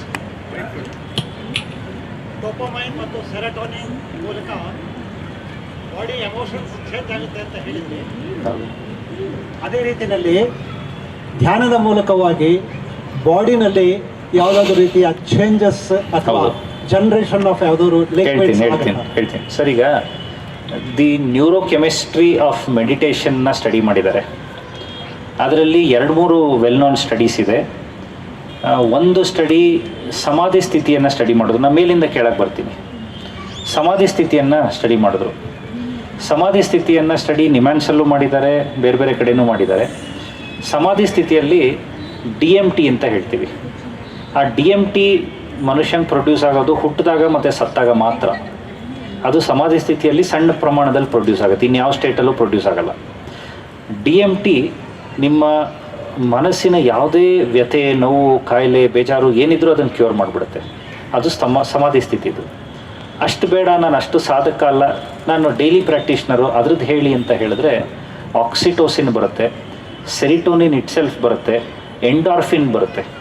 ಎಂಡಾರ್ಫಿನ್ ಏನು ಅಂತಂದರೆ ನಮ್ಮ ದೇಹದಲ್ಲಿ ಹ್ಯಾಪಿನೆಸ್ ಹಾರ್ಮೋನ್ ಅಂತೀವಿ ಅದಕ್ಕೆ. ಸೆರಿಟೋನಿನ್ ಥರಾನೇ it is on anti depressant. Exercise ಮಾಡಿದಾಗ ಬರುತ್ತೆ. ನೀವು ಗಮನಿಸಿರ್ಬೋದು, ಒಳ್ಳೆ ವಾಕು ಅಥವಾ ಎಕ್ಸಸೈಸ್ ಮಾಡ್ಬೋದಾಗ ನಮಗೊಂಥರ ಸಂತೋಷ ಆಗುತ್ತೆ. ಅದು ಅಷ್ಟೇ ಪ್ರಮಾಣದಲ್ಲಿ ಧ್ಯಾನ ಅಥವಾ ಯೋಗ ನಿದ್ರಾ ಅಥವಾ ಬೇರೆ ಕ್ರಿಯಾಯೋಗ ಟೆಕ್ನಿಕ್ಸ್ ಮಾಡಿದಾಗ ಬರುತ್ತೆ. ಯಾವುದು? Oxytocin, endorphin and even to a large extent dopamine. ಈ ಡೋಪಮೀನು ಒಬ್ಬ ಮನುಷ್ಯಂಗೆ ಇಷ್ಟೇ ಅಂತ ಅವಶ್ಯಕತೆ ಇದೆ. ಉದಾಹರಣೆಗೆ ನಮಗೆ ಇವ್ರು ಕರೆದು ಒಳ್ಳೆ ಊಟ ಹಾಕಿಸ್ಬಿಟ್ರೆ, ಚೆನ್ನಾಗಿ ಹೊಟ್ಟೆ ತುಂಬ ತಿಂದ ಮೇಲೆ ನೆಕ್ಸ್ಟ್ ನೀವು ಯಾರು ಮನೆಗೆ ಬನ್ನಿ ಊಟಕ್ಕೆ ಇವತ್ತು ಅಂತ ಕರೆದ್ರೆ ಆಗೋದಿಲ್ಲ. ಯಾಕಂದರೆ ಹೊಟ್ಟೆ ತುಂಬ ನಾವು ತಿಂದು ಸೆಟೈಟಿ ಅಥವಾ ಸ್ಯಾಚುರೇಷನ್ ಆಗಿರುತ್ತೆ. ಸೊ ಹಾಗೆ ಡೋಪಮೀನಿಗೆ ಇಷ್ಟು ಅವಶ್ಯಕತೆ ಅಂತಿದೆ ಮನುಷ್ಯನಿಗೆ. ಆ ಡೋಪಮೀನನ್ನು ನೀವು ಎಕ್ಸಸೈಸು, ನಿಮ್ಮ ಒಂದು ಪ್ರೊಫೆಷನ್ನಲ್ಲಿ ನಿಮ್ಮ ಪ್ರೊಫೆಷನ್ನ ಚೆನ್ನಾಗಿ ಮಾಡಿ ಸ್ಯಾಟಿಸ್ಫ್ಯಾಕ್ಷನ್ ತೊಗೊಂಡು ಧ್ಯಾನ ಇದರಲ್ಲೂ ತೊಗೋಬೋದು ಅಥವಾ ಅಡಿಕ್ಷನಲ್ಲೂ ತೊಗೋಬೋದು. ಅಡಿಕ್ಷನಿಗೆ ನಾವು ಡಿಅಡಿಕ್ಷನ್ ಮಾಡಿದಾಗ ಅವರ ಡೋಪಮಿನ್ ನೀಡ್ ಹಾಗೆ ಇರುತ್ತೆ. ಕೆಲವ್ರು ಏನು ಮಾಡ್ತೀವಿ, ಡಿಅಡಿಕ್ಷನ್ ಮಾಡಿ ಹಂಗೆ ಬಿಟ್ಬಿಡ್ತೀವಿ, ಖಾಲಿ ಬಿಟ್ಬಿಡ್ತೀವಿ ಜಾಗ. ಆ ಖಾಲಿ ಜಾಗದಲ್ಲಿ nothing can exist in a vacuum. ಮತ್ತೆ ಅವರು ಅಡಿಕ್ಷನ್ ಕಡೆಗೆ ಹೋಗ್ತಾರೆ. ಅದರ ರೀಪ್ಲೇಸ್ಮೆಂಟಾಗಿ ಇವನ್ನೆಲ್ಲ ಕೊಡ್ತೀವಿ. ಸೊ ಮ್ಯಾಲ್ ಅಡ್ಯಾಪ್ಟಿವ್ ಅಂದರೆ ತೊಂದರೆ ಆಗುವ ಕೆಲಸಗಳು ಕಮ್ಮಿ ಮಾಡಿ ಅನುಕೂಲ ಆಗುವ ಕೆಲಸ ಜಾಸ್ತಿ ಮಾಡಬೇಕು. ತೊಂದರೆ ಆಗೋ ಕೆಲಸ ಕಮ್ಮಿ ಮಾಡಿ ಏನೋ ಆ ಗ್ಯಾಪಲ್ಲಿ ಕೊಡದೆ ನಾವು ಮಾಡೋಕ್ಕಾಗಲ್ಲ. So meditation of various forms, oxytocin, dopamine ಮತ್ತು ನಮ್ಮ ಇದು ಯಾವುದೋ ಸರ್ ಅದೇ ಆಕ್ಸಿಟೋಸಿನ್ನು, ಡೋಪಮೀನು ಮತ್ತು ಎಂಡಾರ್ಫಿನ್ಸ್, ಇದು 3 ಉತ್ಪತ್ತಿ ಆಗುತ್ತೆ.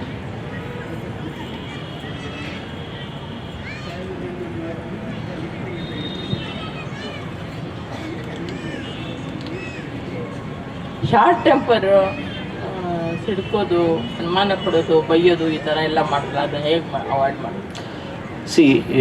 ಶಾರ್ಟ್ ಟೆಂಪರ್ ನೀವು ಬೇರೆ ಬೇರೆ ಬೇರೆ ಬೇರೆ ಲಕ್ಷಣಗಳು ಹೇಳಿದ್ರಿ. ಶಾರ್ಟ್ ಟೆಂಪರ್ ಅನ್ನೋದು ಸ್ವಭಾವಕ್ಕೆ ಸಂಬಂಧಪಟ್ಟಿದ್ದು, ಅನುಮಾನ ಅನ್ನೋದು ಕಾಯಿಲೆಗೆ ಸಂಬಂಧಪಟ್ಟಿದ್ದು, ಡಿಲ್ಯೂಷನಲ್ ಡಿಸಾರ್ಡರ್ ಅಥವಾ ಸೈಕೋಸಿಸ್ಗೆ ಸಂಬಂಧಪಟ್ಟಿದ್ದು. ಸ್ವಭಾವಕ್ಕೆ ಸಂಬಂಧಪಟ್ಟ ಶಾರ್ಟ್ ಟೆಂಪರನ್ನು ನಾನು ಹೇಳಿದ್ನಲ್ಲ, ಫ್ರಸ್ಟ್ರೇಷನ್ ಟಾಲರೆನ್ಸ್, ತಾಳ್ಮೆ, ಸಹನೆ, ಇದನ್ನು ಕೌನ್ಸಲಿಂಗಲ್ಲಿ ಹೇಳ್ಕೊಟ್ಟು ಮಾಡೋವಂಥದ್ದು. ಹಿಂದೆ ಒಂದು ಕಾಲ ಇತ್ತು, ಕೆಲವರು ಹೆಮ್ಮೆಯಿಂದ ಹೇಳ್ಕೊಳ್ಳೋರು, ನಾನು ಎಂಥ ಶಾರ್ಟ್ ಟೆಂಪರ್ ಅಂದ್ರೆ ಹೊಡೆದೇ ಬಿಡ್ತೀನಿ ಅಂತ. ಥ್ಯಾಂಕ್ಫುಲಿ ಇವಾಗ ಅದು ಸ್ವಲ್ಪ ಜನಕ್ಕೆ ಅರ್ಥ ಆಗಿದೆ, ಹೊಡೆದು ಜನ ವಾಪಸ್ ಹೊಡಿತಾರೆ ಅಂತ. ಅದು ಕಮ್ಮಿ ಆಗಿದೆ. ಅದು ಸ್ವಭಾವದ ಒಂದು ಕಾಯಿಲೆ, ಒಂದು ದುರ್ಲಕ್ಷಣ ಅನ್ನೋದು ಜನಕ್ಕೆ ಅರ್ಥ ಆಗಿದೆ.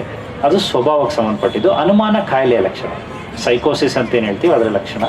ಡೋಪಮೀನ್ ಹೆಚ್ಚಾದಾಗ ಅನುಮಾನ ಬರುತ್ತೆ. ಡಾಕ್ಟರ್, ತಾವು OCD ಬಗ್ಗೆ ರೆಫರ್ ಮಾಡಿದ್ರಿ, ಆಪರೇಷನ್ ಕಂಪಲ್ಷನ್ ಡಿಸೀಸ್ ಅಲ್ವಾ? ಆಬ್ಸೆಸಿವ್ ಕಂಪಲ್ಸಿವ್ ಡಿಸಾರ್ಡರ್. ಅಂದರೆ ಅದು ಪದೇ ಪದೇ ಕೈ ತೊಳ್ಕೊಳ್ಳೋದು, ಪದೇ ಪದೇ ಸ್ನಾನ ಮಾಡೋದು, ಪದೇ ಪದೇ ಬಟ್ಟೆ ಚೇಂಜ್ ಮಾಡ್ಕೊಳ್ಳೋದು, ಈ ಥರ ಎಲ್ಲ ಕಂಪಲ್ಷನ್ ಇರುತ್ತೆ. ಹೌದು. ಅದು ಕೌನ್ಸೆಲಿಂಗ್ ಮೂಲಕ ಹೋಗುತ್ತಾ ಅಥವಾ ಅದಕ್ಕೆ ಟ್ಯಾಬ್ಲೆಟ್ಸ್ ಏನಾದರೂ ಕೊಡಬೇಕಾಗುತ್ತಾ, ಹೇಗೆ ಅದು? ಸರ್, ಸ್ಟಾರ್ಟಿಂಗಲ್ಲಿ ಮಾತ್ರೆ ಬೇಕಾಗುತ್ತೆ. ತೀವ್ರತೆ ಮೇಲೆ ಹೋಗುತ್ತೆ. ಕಮ್ಮಿ ತೀವ್ರತೆ ಇದ್ದರೆ ಬರೀ ಕೌನ್ಸಿಲಿಂಗ್, ಕಾಗ್ನಿಟಿವ್ ಬಿಹೇವಿಯರ್ ಥೆರಪಿ ಅಂತ ಹೇಳ್ತೀವಿ, ಅದರಲ್ಲಿ ಹೋಗುತ್ತೆ. ಬಟ್ ತೀವ್ರತೆ ಸ್ವಲ್ಪ ಜಾಸ್ತಿ ಇದ್ದರೆ ಮಾತ್ರೆ ಸಹಾಯ ಬೇಕಾಗುತ್ತೆ. ಫ್ಲೋಕ್ಸಮೀನ್ ಮತ್ತು ಕ್ಲೋಮಿಪ್ರಮೀನ್ ಅಂತೆಲ್ಲ ಮಾತ್ರೆಗಳು ಬರುತ್ತೆ. ಆ ಏನು ಆ್ಯಂಟೀರಿಯರ್ ಸಿಂಗ್ಯುಲೇಟ್ ಲೂಪ್ ತೊಂದರೆ ಇರುತ್ತೆ ಅಂತ ಹೇಳಿದ್ನಲ್ಲ, ಆ ಲೂಪನ್ನು ಬಿಡಿಸುತ್ತೆ ಈ ಮಾತ್ರೆಗಳು. ಆ ಲೂಪ್ ಹೇಗಾಗಿರುತ್ತೆ ಅಂದರೆ ಹೀಗಾಗ್ಬಿಟ್ಟಿರುತ್ತೆ. ಸೊ ಅಲ್ಲಿ ಸುತ್ತಕ್ಕೆ ಶುರು ಆಗುತ್ತೆ ಯೋಚನೆ. ಒಂದ್ಸಲಿ ಮಾಡಿದ್ಮೇಲೆ ಔಟ್ಪುಟ್ ಸಿಗಲ್ಲ. ಈಗ ನೀವು ಒಂದ್ಸಲಿ ಕೈ ತೊಳೆದ್ರಿ ಅಂತಂದರೆ ಆಯ್ತಪ್ಪ ನಾನು ತೊಳೆದೆ, ಕ್ಲೀನ್ ಆಯಿತು ಅಂತ ನೆಕ್ಸ್ಟ್ ಟಾಸ್ಕ್ಗೆ ಹೋಗ್ತೀರಾ. ಇದರಲ್ಲಿ ನೆಕ್ಸ್ಟ್ ಟಾಸ್ಕ್ಗೆ ಪ್ರೋಗ್ರೆಸ್ ಆಗೋಕ್ಕೆ ಆಗ್ತಿರಲ್ಲ, ಲೂಪಲ್ಲಿ ಸುತ್ತುತ್ತಾ ಇರುತ್ತೆ. ಸೊ ಆ ಸುತ್ತುತ್ತಾ ಇರೋ ಲೂಪನ್ನ ಬಿಡಿಸುತ್ತೆ ಮಾತ್ರೆಗಳು. ತುಂಬ ಸ್ವಲ್ಪ ಸಿವಿಯರಿಟಿ ಮಾಡ್ರೇಟ್ ಟು ಸಿವಿಯರ್ ಅಂದರೆ ಸ್ವಲ್ಪ ತೀವ್ರತೆ ಜಾಸ್ತಿ ಇದ್ದರೆ ಮಾತ್ರೆ ಬೇಕಾಗುತ್ತೆ. ಸರ್ ನಮಸ್ತೆ. ನಮಸ್ಕಾರ. ಸರ್, ನಮ್ಮ ಫಾದರ್ ಅವ್ರಿಗೆ ಪಾರ್ಕಿನ್ಸನ್ ಡಿಸೀಸ್ ಇದೆ. ಸುಮಾರು ಒಂದು 15 ವರ್ಷದಿಂದ ನಾನು ಅವ್ರನ್ನ ಡೈಲಿ ನೋಡ್ತಾನೆ ಇದ್ದೀನಿ. ಅವರ ಡೈಲಿ ದಿನನಿತ್ಯ ಹೇಗೆ ಬೆಳಗ್ಗೆಯಿಂದ ಸಂಜೆ ತನಕ ಅವರ ರೊಟೀನ್ ಹೇಗಿದೆ ಅಂತ.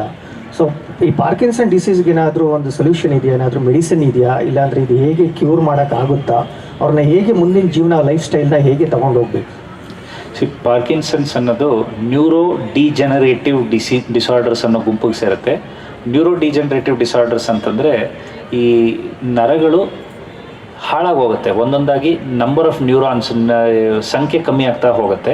ಆ ಗುಂಪಿಗೆ ಸೇರುವಂಥ ಕಾಯಿಲೆ ಪಾರ್ಕಿನ್ಸನ್ಸ್ ಡಿಸೀಸು. ಪಾರ್ಕಿನ್ಸನ್ಸ್ ಡಿಸೀಸಲ್ಲಿ ಡೋಪಮೀನ್ ಉತ್ಪತ್ತಿ ಮಾಡುವ ನ್ಯೂರಾನ್ಸು ಸತ್ತು ಹೋಗುತ್ತೆ ಮೆದುಳಲ್ಲಿ. ಅದರಿಂದ ಪಾರ್ಕಿನ್ಸನ್ಸ್ ಡಿಸೀಸ್ ಬರುವಂಥದ್ದು. ಸಬ್ಸ್ಟ್ಯಾನ್ಷಿಯಾ ನೈಗ್ರಾ ಅನ್ನುವ ಮೆದುಳಿನ ಭಾಗದಲ್ಲಿ ಡೋಪಮೀನ್ ಉತ್ಪತ್ತಿ ಮಾಡುವ ನರಗಳು ಸತ್ತು ಹೋಗುತ್ತೆ. ಅದರಿಂದ ಪಾರ್ಕಿನ್ಸನ್ಸ್ ಡಿಸೀಸ್ ಬರುತ್ತೆ. ಪಾರ್ಕಿನ್ಸನ್ಸ್ಗೆ 3 ಥರದ ಲಕ್ಷಣಗಳು ಬರುತ್ತೆ ಪಾರ್ಕಿನ್ಸನ್ಸಲ್ಲಿ. ಒಂದು, ಕೈ ನಡ್ಕ ಮತ್ತು ನಡೆಯೋದಕ್ಕೆ ಕಷ್ಟ, ಭಾಳ ಸ್ಲೋ ಆಗಿಬಿಡ್ತಾರೆ. ಇದು ಒಂದು. ಅದಕ್ಕೆ ಮೋಟಾರ್ ಸಿಂಪ್ಟಮ್ಸ್ ಅಂತ ಕರಿತೀವಿ. ಕೈ ನಡ್ಕ, ನಡೆಯೋದಕ್ಕೆ ಕಷ್ಟ, ಭಾಳ ಸ್ಲೋ ಆಗೋದು ಮತ್ತು ವಾಯ್ಸ್ ಚೇಂಜಸ್, ಇದು physical symptoms. Next psychiatric, neuropsychiatric symptoms ಬರುತ್ತೆ. ಕೋಪ ಬರುತ್ತೆ ಕೆಲವ್ರಿಗೆ ಅನುಮಾನ ಬರುತ್ತೆ, ಕೆಲವ್ರಿಗೆ ಮೂಡ್ ಚೇಂಜಸ್ ಬರುತ್ತೆ. ಸಡನ್ನಾಗಿ ಕೋಪ, ಸಡನ್ನಾಗಿ ಬೇಜಾರು, ಕಾರಣ ಇಲ್ಲದೆ ಅಳು, ಕಾರಣ ಇಲ್ಲದೆ ನಗು, ಈ ಥರ ಮೂಡ್ ಇನ್ಸ್ಟೆಬಿಲಿಟಿ ಅಂತ ಬರುತ್ತೆ. 3ನೇ ಲಕ್ಷಣ ಪಾರ್ಕಿನ್ಸನ್ಸ್ ಡಿಮೆನ್ಷಿಯಾ ಅಂತ ಬರುತ್ತೆ, ಮರುವು. 3 ಲಕ್ಷಣಗಳು ಬರುತ್ತೆ. ಅದರಲ್ಲಿ ಫಸ್ಟ್ ಪಾರ್ಟ್ ಏನಿದೆ ಫಿಸಿಕಲ್ ಪಾರ್ಟು, ಅದಕ್ಕೆ ನ್ಯೂರೋ ಫಿಸಿಷಿಯನ್ ಟ್ರೀಟ್ಮೆಂಟ್ ಕೊಡ್ತಾರೆ. ಲಿವೋಡೋಪಾ ಅನ್ನೋ ಮಾತ್ರೆಯನ್ನು ಕೊಡ್ತಾರೆ. ಅದರಲ್ಲಿ ಕೈ ನಡ್ಕ ಎಲ್ಲ ಸ್ವಲ್ಪ ಕಮ್ಮಿ ಆಗುತ್ತೆ. ಇನ್ನೆರಡಕ್ಕೆ ನಾನು ಅಂದರೆ ನ್ಯೂರೋಸೈಕ್ಯಾಟ್ರಿಸ್ಟ್ ನಮ್ಮ ಇದಕ್ಕೆ ಬರುತ್ತೆ. ಡಿಮೆನ್ಷಿಯಾಗೆ ಡಾನಪೆಸಿಲ್ ಅನ್ನೋ ಮಾತ್ರೆಯನ್ನು ಕೊಡ್ತೀವಿ, ಸ್ವಲ್ಪ ಡಿಮೆನ್ಷಿಯಾ ಕ್ಯೂರ್ ಆಗುತ್ತೆ. ಮೂಡ್ ಚೇಂಜಸ್ಗೆ ಮೂಡ್ ಸ್ಟೆಬಿಲೈಸರ್ ಕೊಡ್ತೀವಿ ಮತ್ತು ಕೆಲವು ಆ್ಯಂಟಿಸೈಕಾಟಿಕ್ಸ್ ಕೊಡ್ತೀವಿ. ಪಾರ್ಕಿನ್ಸನ್ಸ್ ಡಿಸೀಸ್, ಈ ನ್ಯೂರೋ ಡಿಜೆನರೇಟಿವ್ ಡಿಸಾರ್ಡರ್ಸ್ ಯಾವ ಗುಂಪಿನ ಕಾಯಿಲೆಗಳಿದೆಯೋ, ಡಿಮೆನ್ಷಿಯಾ, ಆಲ್ಝೈಮರ್ಸ್ ಡಿಮೆನ್ಷಿಯಾ, ಪಾರ್ಕಿನ್ಸನ್ಸು ಎಲ್ಲದೂ ಬರ್ತಾ ದಿನೇ ದಿನೇ ಹೆಚ್ಚು ಆಗ್ತಾನೆ ಹೋಗುತ್ತೆ ಹೊರತು ಕಮ್ಮಿ ಆಗಲ್ಲ. ಅದಕ್ಕೆ ಮಾತ್ರೆ ಲೈಫ್ ಲಾಂಗು. ಟ್ರೀಟ್ಮೆಂಟಲ್ಲಿ ಸ್ವಲ್ಪ ರಿಲೀಫ್ ಕೊಡ್ಬೋದು, ಕ್ಯೂರ್ ಮಾಡೋಕ್ಕೆ ಸಾಧ್ಯ ಇಲ್ಲ. ಪಾರ್ಕಿನ್ಸನ್ಸ್ಗೆ, ಆಲ್ಝೈಮರ್ಸ್ ಡಿಮೆನ್ಷಿಯಾಗೆ, ಬೇರೆ ನ್ಯೂರೋ ಡಿಜನರೇಟಿವ್ ಕಾಯಿಲೆಗಳಿಗೆ ಸ್ಟೆಮ್ ಸೆಲ್ ಥೆರಪಿ ಅನ್ನೋದೊಂದು ಭಾಳ ಒಳ್ಳೆಯ ಚಿಕಿತ್ಸೆ ಒಂದು 10 ವರ್ಷದ ಹಿಂದೆನೇ ಬಂದಿತ್ತು. ಬಟ್ ಈ ಸ್ಟೆಮ್ ಸೆಲ್ ಥೆರಪಿ ಏನು ಅಂತಂದರೆ, ನಿಮ್ಮ ದೇಹದ ಯಾವುದೇ ಭಾಗ ಹೋದರೆ ಸ್ಟೆಮ್ ಸೆಲ್ಸನ್ನು ತೊಗೊಂಡದನ್ನು ಪುನರುತ್ಪತ್ತಿ ಮಾಡಿಸ್ಬೋದು. ಬಟ್ ಏನಾಯಿತು, WHO ಅಲ್ಲಿ ಭಾಳ ಡಿಸ್ಕಷನ್ ಆಯಿತು, ವರ್ಲ್ಡ್ ಹೆಲ್ತ್ ಆರ್ಗನೈಸೇಷನಲ್ಲಿ. ತುಂಬ ದುಡ್ಡಿರೋರು ವಯಸ್ಸಾಗಿ ಸಾಯೋದೇ ಇಲ್ಲ ಸ್ಟೆಮ್ ಸೆಲ್ ಥೆರಪಿ ಪೂರ್ತಿ ಬಂದರೆ. ಯಾಕೆ ಅಂದರೆ ಹಾರ್ಟ್ ಹೋಯ್ತು ಅಂದರೆ ಹಾರ್ಟ್ ಹಾಕಿಸ್ಕೋಬೋದು, ಲಂಗ್ಸ್ ಹೋಯ್ತು ಅಂದರೆ ಲಂಗ್, ಪ್ಯಾಂಕ್ರಿಯಾಸ್ ಹೋಯ್ತು ಅಂದರೆ ಪ್ಯಾಂಕ್ರಿಯಾಸು, ಕರುಳು ಹೋಯ್ತು ಅಂದರೆ ಕರುಳು. ಸೊ ಆಲ್ಮೋಸ್ಟ್ ಇಮ್ಮಾರ್ಟ್ಯಾಲಿಟಿ ಅಚೀವ್ ಮಾಡ್ಬೋದು ಯಾವುದು ಪಾರ್ಕಿನ್ಸನ್ ಸ್ಟೆಮ್ ಸೆಲ್ ಥೆರಪಿ ಬಂದರೆ. ಹಾಗಾಗಿ ಎಥಿಕಲ್ ಕ್ವೆಶ್ಚನ್ಸ್ ಭಾಳ ಇದ್ದಿದ್ದರಿಂದ ಇದು ಮಿಸ್ಯೂಸ್ ಆಗತ್ತೆ ಅನ್ನೋ ಒಂದು ಕಾರಣದಿಂದ, ಏಜಿಂಗ್ ಪ್ರಾಸೆಸ್ಸನ್ನೇ ಇವರು ಅರೆಸ್ಟ್ ಮಾಡಿಬಿಡ್ತಾರೆ ಅನ್ನೋ ಒಂದು ಕಾರಣದಿಂದ ಸ್ಟೆಮ್ ಸೆಲ್ ಥೆರಪಿಗೆ ಸ್ವಲ್ಪ ಎಥಿಕಲ್ ಕಮಿಟಿ ಕ್ಲಿಯರೆನ್ಸ್ ಸಿಗಲಿಲ್ಲ. ಒಳ್ಳೇದಾಗುವಂಥದ್ದು ಬೇಕಾಷ್ಟು ಜನಕ್ಕಿತ್ತು. ಈಗ ಫಾರ್ ಎಕ್ಸಾಂಪಲ್ ಡಯಾಬಿಟೀಸನ್ನು ಕ್ಯೂರ್ ಮಾಡ್ಬೋದು ಸ್ಟೆಮ್ ಸೆಲ್ ಥೆರಪಿಲಿ. ಬಟ್ ಒಂದು ಆತಂಕ ಇದ್ದಿದ್ದೇನು ಅಂತಂದರೆ, ಎಸ್ಪೆಷಲಿ ಇವತ್ತಿಗೂ ಕೆಲವು ರಷ್ಯನ್ ಸ್ಯಾಟಲೈಟ್ ಸ್ಟೇಟ್ಸಲ್ಲಿ ಸ್ಟೆಮ್ ಸೆಲ್ ಥೆರಪಿ ಅನ್ಲೈಸೆನ್ಸ್ಡ್ ಆಗಿ ಮಾಡ್ತಾರೆ. ಈ ತುಂಬ ಗಣ್ಯ ವ್ಯಕ್ತಿಗಳು, ದೊಡ್ಡ ದೊಡ್ಡ ಪೊಲಿಟಿಷಿಯನ್ಸು, ಡಿಕ್ಟೇಟರ್ಸು ಎಲ್ಲ ನೀವು ನೋಡ್ಬೋದು. ಅಂಥ ಕ್ಯಾನ್ಸರು ಇಂಥ ಕ್ಯಾನ್ಸರು ನೆಕ್ಸ್ಟ್ ನೋಡಿದ್ರೆ ಚೆನ್ನಾಗಿ ಚಟಮ್ ಅಂತ ಬಂದು ಸ್ಟೇಜಲ್ಲಿ ಮಾತಾಡ್ತಿರ್ತಾರೆ. ಏನಕ್ಕೆ ಅಂದರೆ ಆ ಸ್ಟೆಮ್ ಸೆಲ್ ಥೆರಪಿಲಿ ಪೂರ್ತಿ ರೀಪ್ಲೇಸ್ಮೆಂಟ್ ಲೆವೆಲ್ಗೆ ಮಾಡಿಸ್ಕೊಂಡು ಬಂದಿರ್ತಾರೆ. So that is the story of Parkinson's. Unfortunately ಭಾಳ ಪೇನ್ಫುಲ್ ಕಂಡೀಷನ್ ಅದು, ಮತ್ತು ಕೇರ್ ಗಿವರ್ಸ್ಗೂ ಅಷ್ಟೇ ಒಂದು ತೊಂದರೆ ಆಗುವಂಥ ಒಂದು ಕಾಯಿಲೆ ಅದು.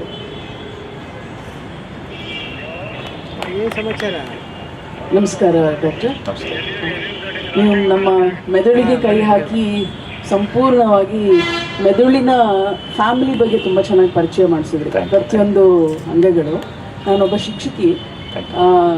ನನ್ನ ಫೋಕಸ್, ನಾವು ಯಾವಾಗಲೂ ಶಿಕ್ಷಕರಿಗೆ ತರಬೇತಿ ಕೊಡುವಂಥ ಕಾರ್ಯಕ್ರಮಗಳು ಜಾಸ್ತಿ ಮಾಡ್ತೀವಿ. ಇವತ್ತಿನ ಮಕ್ಕಳು ಬಹುಶಃ ನೀವು ಹೇಳಿರೋ ಹಾಗೆ ವೆಲ್ನೆಸ್, ಮೆಂಟಲ್ ವೆಲ್ನೆಸ್ಸಲ್ಲಿ ಅವರು ಇದ್ದಾರೆ. ಬಟ್ ಎಲ್ಲೋ ಒಂದು ಕಡೆ ಆ 80% ಪಾಪ್ಯುಲೇಷನಲ್ಲೂ ಇದ್ದಾರೆ ಮಕ್ಕಳು ಅಂತ ಅನಿಸುತ್ತಾ ಇರುತ್ತೆ. ಸೊ ಅವರು ಟೋಟಲಿ ಡಿಜಿಟಲ್ ವರ್ಲ್ಡಲ್ಲಿ ಇರೋದ್ರಿಂದ ತುಂಬ ಡಿಸ್ಕನೆಕ್ಟ್ ಆಗ್ತಾ ಇರ್ತಾರೆ. ಸೊ ಯಾವ ಮುಖ್ಯ 2 ವಿಚಾರದಲ್ಲಿ ನಾವು ಶಿಕ್ಷಕರಾಗಿ ಆ ಮಕ್ಕಳಿಗೆ ವೆಲ್ನೆಸ್ ಕಡೆಗೆ ಹೆಚ್ಚು ತಗೊಂಡು ಹೋಗಬೇಕು, ಮತ್ತು ಆಧ್ಯಾತ್ಮಿಕದಲ್ಲಿ ಅದರಲ್ಲೂ ಬ್ರಹ್ಮಕುಮಾರಿಲಿ ನಾನು ಕೇಳಿರೋ ಹಾಗೆ ವಿವಿಧ ರೀತಿಯ ಥಿಂಕಿಂಗ್ ಸ್ಟೈಲ್ಸ್ನ, ಥಿಂಕಿಂಗ್ ಸ್ಕಿಲ್ಸ್ನ ಅವರು ಬಹಳ ಹೆಚ್ಚು ಒತ್ತು ಕೊಟ್ಟು ಮಾತಾಡ್ತಾರೆ. ಸೊ ಆ ವಿಚಾರದಲ್ಲಿ ತಮ್ಮ ಅಭಿಪ್ರಾಯ ಏನು? ಮಕ್ಕಳಿಗೆ ಸಂಬಂಧಪಟ್ಟಾಗೆ ನಾನು ಆಲ್ಮೋಸ್ಟ್ ಒಂದು 10-15 ಪ್ರೋಗ್ರಾಮ್ ಮಾಡಿದ್ದೀನಿ. ನಮ್ಮ ಚಂದ್ರಶೇಖರ್ ಅವರು ಇದ್ದಾರೆ, ನಮ್ಮ ಹೆಡ್ ಆಫ್ ಪಬ್ಲಿಕ್ ರಿಲೇಷನ್ಸ್. ಅವರು ಕೂಡ ಪಾಪ ಭಾಳ ಪ್ರೋಗ್ರಾಮ್ಸ್ ಮಾಡಿದ್ದಾರೆ, ತುಂಬ ಸ್ಕೂಲ್ಗಳಿಗೆ ಹೋಗಿದ್ದಾರೆ. 2 ನಾನು ಹೇಳ್ತೀನಿ ಮುಖ್ಯವಾಗಿ. ಫಸ್ಟು, ಮೊಬೈಲ್ ಅಥವಾ ಎನಿ ಎಲೆಕ್ಟ್ರಾನಿಕ್ ಡಿವೈಸಿಂದ ಮಕ್ಕಳನ್ನ ದೂರ ಇಡಿ. ಕೋವಿಡ್ ಬಂದಾಗ ನಾನು ಭಾಳ ಕ್ಲೀನಾಗಿ ಹೇಳಿದೆ ಮನೇಲಿ, ನನ್ನ ಮಕ್ಕಳಿಬ್ಬರೂ ಓದದೇ ಹೋದರೂ ಚಿಂತೆ ಇಲ್ಲ, ಮೊಬೈಲ್ ಆಗಲಿ ಮತ್ತೊಂದರಲ್ಲಾಗಲಿ ಆನ್ಲೈನ್ ಕ್ಲಾಸ್ ಬೇಕಾಗಿಲ್ಲ, ಅವರೇನು ನಾಳೆ ದಿವಸ IAS ಎಕ್ಸಾಮ್ ಕೊಡ್ತಾ ಇಲ್ಲ, ಅಲ್ಲೇನಿದೆ ಪಾಠ ನಾವೇ 10 ನಿಮಿಷ ಟೈಮ್ ಜಾಸ್ತಿ ತೊಗೊಂಡು ಹೇಳ್ಕೊಡೋಣ, ಮಕ್ಕಳ ಜೊತೆ ಆಟ ಆಡೋದಾದರೆ ಆಟ ಆಡಲಿ, ಬಟ್ ನೋ ಆನ್ಲೈನ್ ಕ್ಲಾಸಸ್. ನೀವು ಒಂದೇ ಒಂದು ಮಾಡ್ತೀರಾ ಅಂತಂದರೆ ಮಕ್ಕಳಿಂದ ಡಿವೈಸ್ ಕಿತ್ಕೊಳ್ಳಿ. ಇಲ್ಲಿ ಎಲ್ಲಿ ಸಮಸ್ಯೆ ಆಗ್ತಿದೆ ಅಂದರೆ, ತುಂಬ ಸ್ಕೂಲ್ಗಳು ನಾವು ಮೆಟೀರಿಯಲ್ಸನ್ನು ಮೊಬೈಲಲ್ಲಿ ಕಳಿಸ್ತೀವಿ, ಮೆಟೀರಿಯಲ್ಸನ್ನು ವಾಟ್ಸಪ್ ಮಾಡ್ತೀವಿ, ಮೆಟೀರಿಯಲ್ಸನ್ನು ಮೇಲ್ ಕಳಿಸ್ತೀವಿ ಅಂತಾರೆ. ತುಂಬ ಸ್ಕೂಲ್ಗಳ ಹತ್ರ, ಟೀಚರ್ಸ್ ಹತ್ರ ನಾನು ಮಾತಾಡಿದ್ದೀನಿ, ದಯವಿಟ್ಟು ಆ ಥರ ಮಾಡಬೇಡಿ. ಟೆಕ್ಸ್ಟ್ ಬುಕ್ಸ್ ಇದ್ದಾಗಲೂ ತುಂಬ ಮೇಧಾವಿಗಳು, ತುಂಬ ಓದೋರಿದ್ದಾರೆ. ಸೊ ಇದೇನು ಎಲೆಕ್ಟ್ರಾನಿಕ್ ಮೀಡಿಯಾ ಅಥವಾ ಎಲೆಕ್ಟ್ರಾನಿಕ್ ಇದು ಬಂದ ಮೇಲೇ ಮಕ್ಕಳು ಓದ್ತಿದ್ದಾರೆ, ಬುದ್ಧಿವಂತರಾಗ್ತಿದ್ದಾರೆ ಅಂತಲ್ಲ. Go back to text books ಅಂತ ಹೇಳ್ತೀನಿ ಒಂದು. 2ನೇದು, ಮಲ್ಟಿಮೀಡಿಯಾ ಅಪ್ರೋಚ್ ಅಂತ ಹೇಳಿ ಕ್ಲಾಸ್ ರೂಮಲ್ಲೂ TV ಹಾಕ್ಬಿಟ್ಟಿದ್ದಾರೆ, ಕ್ಲಾಸ್ ರೂಮಲ್ಲೂ ಇದು ಮಾಡ್ತಾರೆ. That is also really troubling. Device ಏನಿದೆ, ಕುಡಿತ ಮತ್ತು ಸಿಗರೆಟ್ ಅಷ್ಟೇ ಅಡಿಕ್ಟಿವ್. ನೀವು ಸುಮ್ಮನೆ ಒಂದು ರೌಂಡ್ ಹಾಕ್ಕೊಂಬನ್ನಿ, ಎಲ್ಲರೂ ಹಿಂಗೆ ಕೂತಿರ್ತಾರೆ, ಹಿಂಗೆ ನಡ್ಕೊಂಡು ಹೋಗ್ತಿರ್ತಾರೆ. ಒಂದು ಹೋಟ್ಲಿಗೆ ಹೋಗಿ ಹಿಂಗೆ ಕೂತಿರ್ತಾರೆ, ಅಪ್ಪ ಹಿಂಗೆ ಕೂತಿರ್ತಾನೆ, ಅಮ್ಮ ಹಿಂಗೆ ಕೂತಿರ್ತಾರೆ, ಮಗು ಹಿಂಗೆ ಕೂತಿರ್ತಾರೆ, ಅವ್ರ ಅಕ್ಕ ಹಿಂಗೆ ಕೂತಿರ್ತಾರೆ, ಹಿಂಗೆ ತಿಂತಿರ್ತಾರೆ. ನೀವು ಸಗಣಿ ಕುಡಿ ಹಂಗೆ ತಿಂದ್ಬಿಟ್ಟು ಹೋಗ್ತಾರೆ. ಸೊ ಆ ಡಿವೈಸ್ ಅಡಿಕ್ಷನ್ ಏನಿದೆ, ಮಕ್ಕಳ ಮೆದುಳನ್ನ ಆಲ್ಮೋಸ್ಟ್ ಇವತ್ತು ಪೆದ್ರನಾಗಿ ಮಾಡ್ತಾ ಇದೆ. ಫಸ್ಟ್ ಡಿವೈಸ್ ತೆಗಿರಿ, ಪುಸ್ತಕ ಓದೋಕ್ಕೆ ಹೇಳಿ. ಪುಸ್ತಕದಲ್ಲಿ ಎಷ್ಟಾಗುತ್ತೋ ಅಷ್ಟೇ ಓದಲಿ ಅವರು. ಒಂದಲ್ಲದೆ ಹೋದ್ರೆ 2 ಪುಸ್ತಕ ಓದಲಿ. ಈ ಪುಸ್ತಕ ಓದಾಗೋಯ್ತು ನಾನು, ಇದರಲ್ಲಿ ಏನೂ ಇಲ್ಲ ಅಂದರೆ ಇನ್ನೊಂದು ಮಾಡಲಿ. ಈ ಮಲ್ಟಿಮೀಡಿಯಾ ನಾನು ಇದರಲ್ಲಿ ಕ್ಲಾಸ್ ರೂಮಲ್ಲಿ ಏನೋ ನ್ಯಾಷನಲ್ ಜಿಯೋಗ್ರಫಿಕ್ ಹಾಕಿ ತೋರಿಸ್ಬಿಟ್ಟೆ, ಮತ್ತೊಂದು ಅದರಲ್ಲಿ ಯಾವುದರಲ್ಲೂ ದಯವಿಟ್ಟು ನಂಬಬೇಡಿ. ನ್ಯಾಷನಲ್ ಜಿಯೋಗ್ರಫಿಕ್ದು ಪುಸ್ತಕ ಬರುತ್ತೆ. ಪುಸ್ತಕ ಓದುವ ಹವ್ಯಾಸ ಇವತ್ತು ಆಲ್ಮೋಸ್ಟ್ ಸತ್ತೋಗಿದೆ. ನೀವು ಸುಮ್ಮನೆ ಯೋಚನೆ ಮಾಡಿ ನೋಡಿ, ಕನ್ನಡದಲ್ಲಿ ತುಂಬ ಒಳ್ಳೊಳ್ಳೆ ಕವಿಗಳು ಬಂದರು ಒಂದು ಕಾಲದಲ್ಲಿ. ಕೊನೆ 20 ವರ್ಷದಲ್ಲಿ ತೆಗೆದು ನೋಡಿ ಹೊಸ ಕವಿ ಯಾರೂ ಬಂದಿಲ್ಲ. ಹಳಬರೇ ಬರೀತಿದ್ದಾರೆ, ಅವ್ರು ಸತ್ತೋದ್ಮೇಲೆ ಯಾರೂ ಬರೆಯಲ್ಲ. ಯಾಕಂದರೆ ಯಾರೂ ಓದ್ತಾ ಇಲ್ಲ. ಸೊ ಫಸ್ಟು ಡಿವೈಸ್ ಅಡಿಕ್ಷನ್ ತೆಗೆದಾಕಿ. ಎರಡನೇದು, ಮೋಸ್ಟ್ ಆಫ್ ದಿ ಟೈಮ್ ನಾವು ಮಾಡ್ತಾ ಇರೋ ತಪ್ಪು, ಟೀಚರ್ಸ್ ಆಗ್ಬೋದು, ನಮ್ಮ ಪೇರೆಂಟ್ಸ್ ಆಗ್ಬೋದು, ಯಾರೇ ಪೇರೆಂಟ್ಸ್ ಆ್ಯಕ್ಚುಲಿ ಟೀಚರ್ಸ್ಗಿಂತ ಔಟ್ಸೋರ್ಸ್ ಮಾಡಿಬಿಡ್ತಾ ಇದ್ದೀವಿ. ಹೆಂಗೆ ಔಟ್ಸೋರ್ಸ್ ಮಾಡ್ತಾ ಇದ್ದೀವಿ ಅಂದರೆ, ಮೊನ್ನೆ ಒಬ್ಬರು ಪೇರೆಂಟ್ ಹತ್ರ ನಾನು ಮಾತಾಡ್ತಿದ್ದೆ. ಫಸ್ಟ್ ಏನು ಮಾಡಿದ್ದಾರೆ, ಅವ್ರ ಮಗು ಸ್ವಲ್ಪ ಬಿಹೇವಿಯರ್ ಚೇಂಜ್ ಆಗಿದೆ, ಗಲಾಟೆ ಮಾಡ್ತಿದೆ ಮತ್ತೊಂದು ಅಂತ ಆದಾಗ ಟೀಚರ್ಗೆ ಹೋಗಿ ಗದರಿಸಿದ್ದಾರೆ, ಫೀಸ್ ಕೊಡಲ್ವಾ, ಸರಿ ಮಾಡಿ ಮಗನ್ನ ಅಂತ. ಟೀಚರ್ ಕೆಲಸ ಪಾಠ ಹೇಳ್ಕೊಡೋದಷ್ಟೇ, ಮಗುನ ತಿದ್ದೋದು ತಂದೆ ತಾಯಿ ಕೆಲಸ. ಬಟ್ ಅವ್ರದ್ದೇನು ಅಂದರೆ, ದುಡ್ಡು ಕೊಟ್ಟಿಲ್ವೋ ಔಟ್ಸೋರ್ಸ್ ಮಾಡಿದ್ದೀನಿ ಮಾಡಿ ಅಂತ. ಟೀಚರ್ ಯಾವಾಗ ಇದು ನನ್ನ ಕೆಲಸ ಅಲ್ಲ ಅಂದಿದ್ದಾರೆ, ನಮ್ಮ ಹತ್ರ ಬಂದಿದ್ದಾರೆ, ಫೀಸ್ ಕೊಟ್ಟಿದ್ದಿಲ್ಲ, ಸರಿ ಮಾಡಿ ಮಗನ್ನ ಅಂತ. ಸೊ ಆ್ಯಸ್ ಪೇರೆಂಟ್ಸ್ ಔಟ್ಸೋರ್ಸ್ ಮಾಡಿಬಿಡ್ತಾ ಇದ್ದೀವಿ. ಈಗ ಹೆಂಗಂದರೆ, ಮದುವೆಲಿ ಔಟ್ಸೋರ್ಸ್ ಮಾಡಿದ್ದೀವಲ್ಲ, ತಾಂಬೂಲ ಕೊಡೋದು ಔಟ್ಸೋರ್ಸ್ ಮಾಡಿದ್ದೀವಿ. ಆ ಥರ ಎಲ್ಲದನ್ನು ನಾವು we are trying to outsource, including raising children. ಅದು ಆಗಲ್ಲ. ನನ್ನ ಮಗು ನಾನೇ ತಿದ್ದಬೇಕು, ನಿಮ್ಮ ಮಗು ನೀವೇ ತಿದ್ದಬೇಕು. ಒಂದು, ಮೊಬೈಲ್ ಫೋನ್ ನೀವು ಬಿಡಿ, ಮಕ್ಕಳ ಕೈಲೂ ಕಿತ್ಕೊಳ್ಳಿ. ಎರಡನೇದು, ಔಟ್ಸೋರ್ಸ್ ಮಾಡಿಬಿಡಿ ಪೇರೆಂಟಿಂಗನ್ನು. ಆ್ಯಂಡ್ ಈಸಿ ಸೊಲ್ಯೂಷನ್, ಹಾಸ್ಟ್ಲಿಗೆ ಹಾಕ್ಬಿಡ್ಲಾ. ತುಂಬ ಪೇರೆಂಟ್ಸ್ ಕೇಳ್ತಾರೆ, ಮಗ ಸಿಕ್ಕಾಬಿಟ್ಟೆ ತರಲೆ ಹಾಸ್ಟ್ಲಿಗೆ ಹಾಕ್ಬಿಡ್ಲಾ. ಅಂದರೆ ನಾನು ಕಷ್ಟಪಡಲ್ಲ ಕೂತ್ಕೊಂಡು ಮಗುನ ತಿದ್ದಿ ಮಾಡಿ, ಅದ್ರ ಬದಲು ಇನ್ಯಾರೋ ಮಾಡಲಿ, ಬೇಕಾದ್ರೆ ಒಂದು ಸ್ವಲ್ಪ ದುಡ್ಡು ಜಾಸ್ತಿ ಕೊಡ್ತೀನಿ. So that never works. ದಯವಿಟ್ಟು ಮಾಡಬೇಡಿ.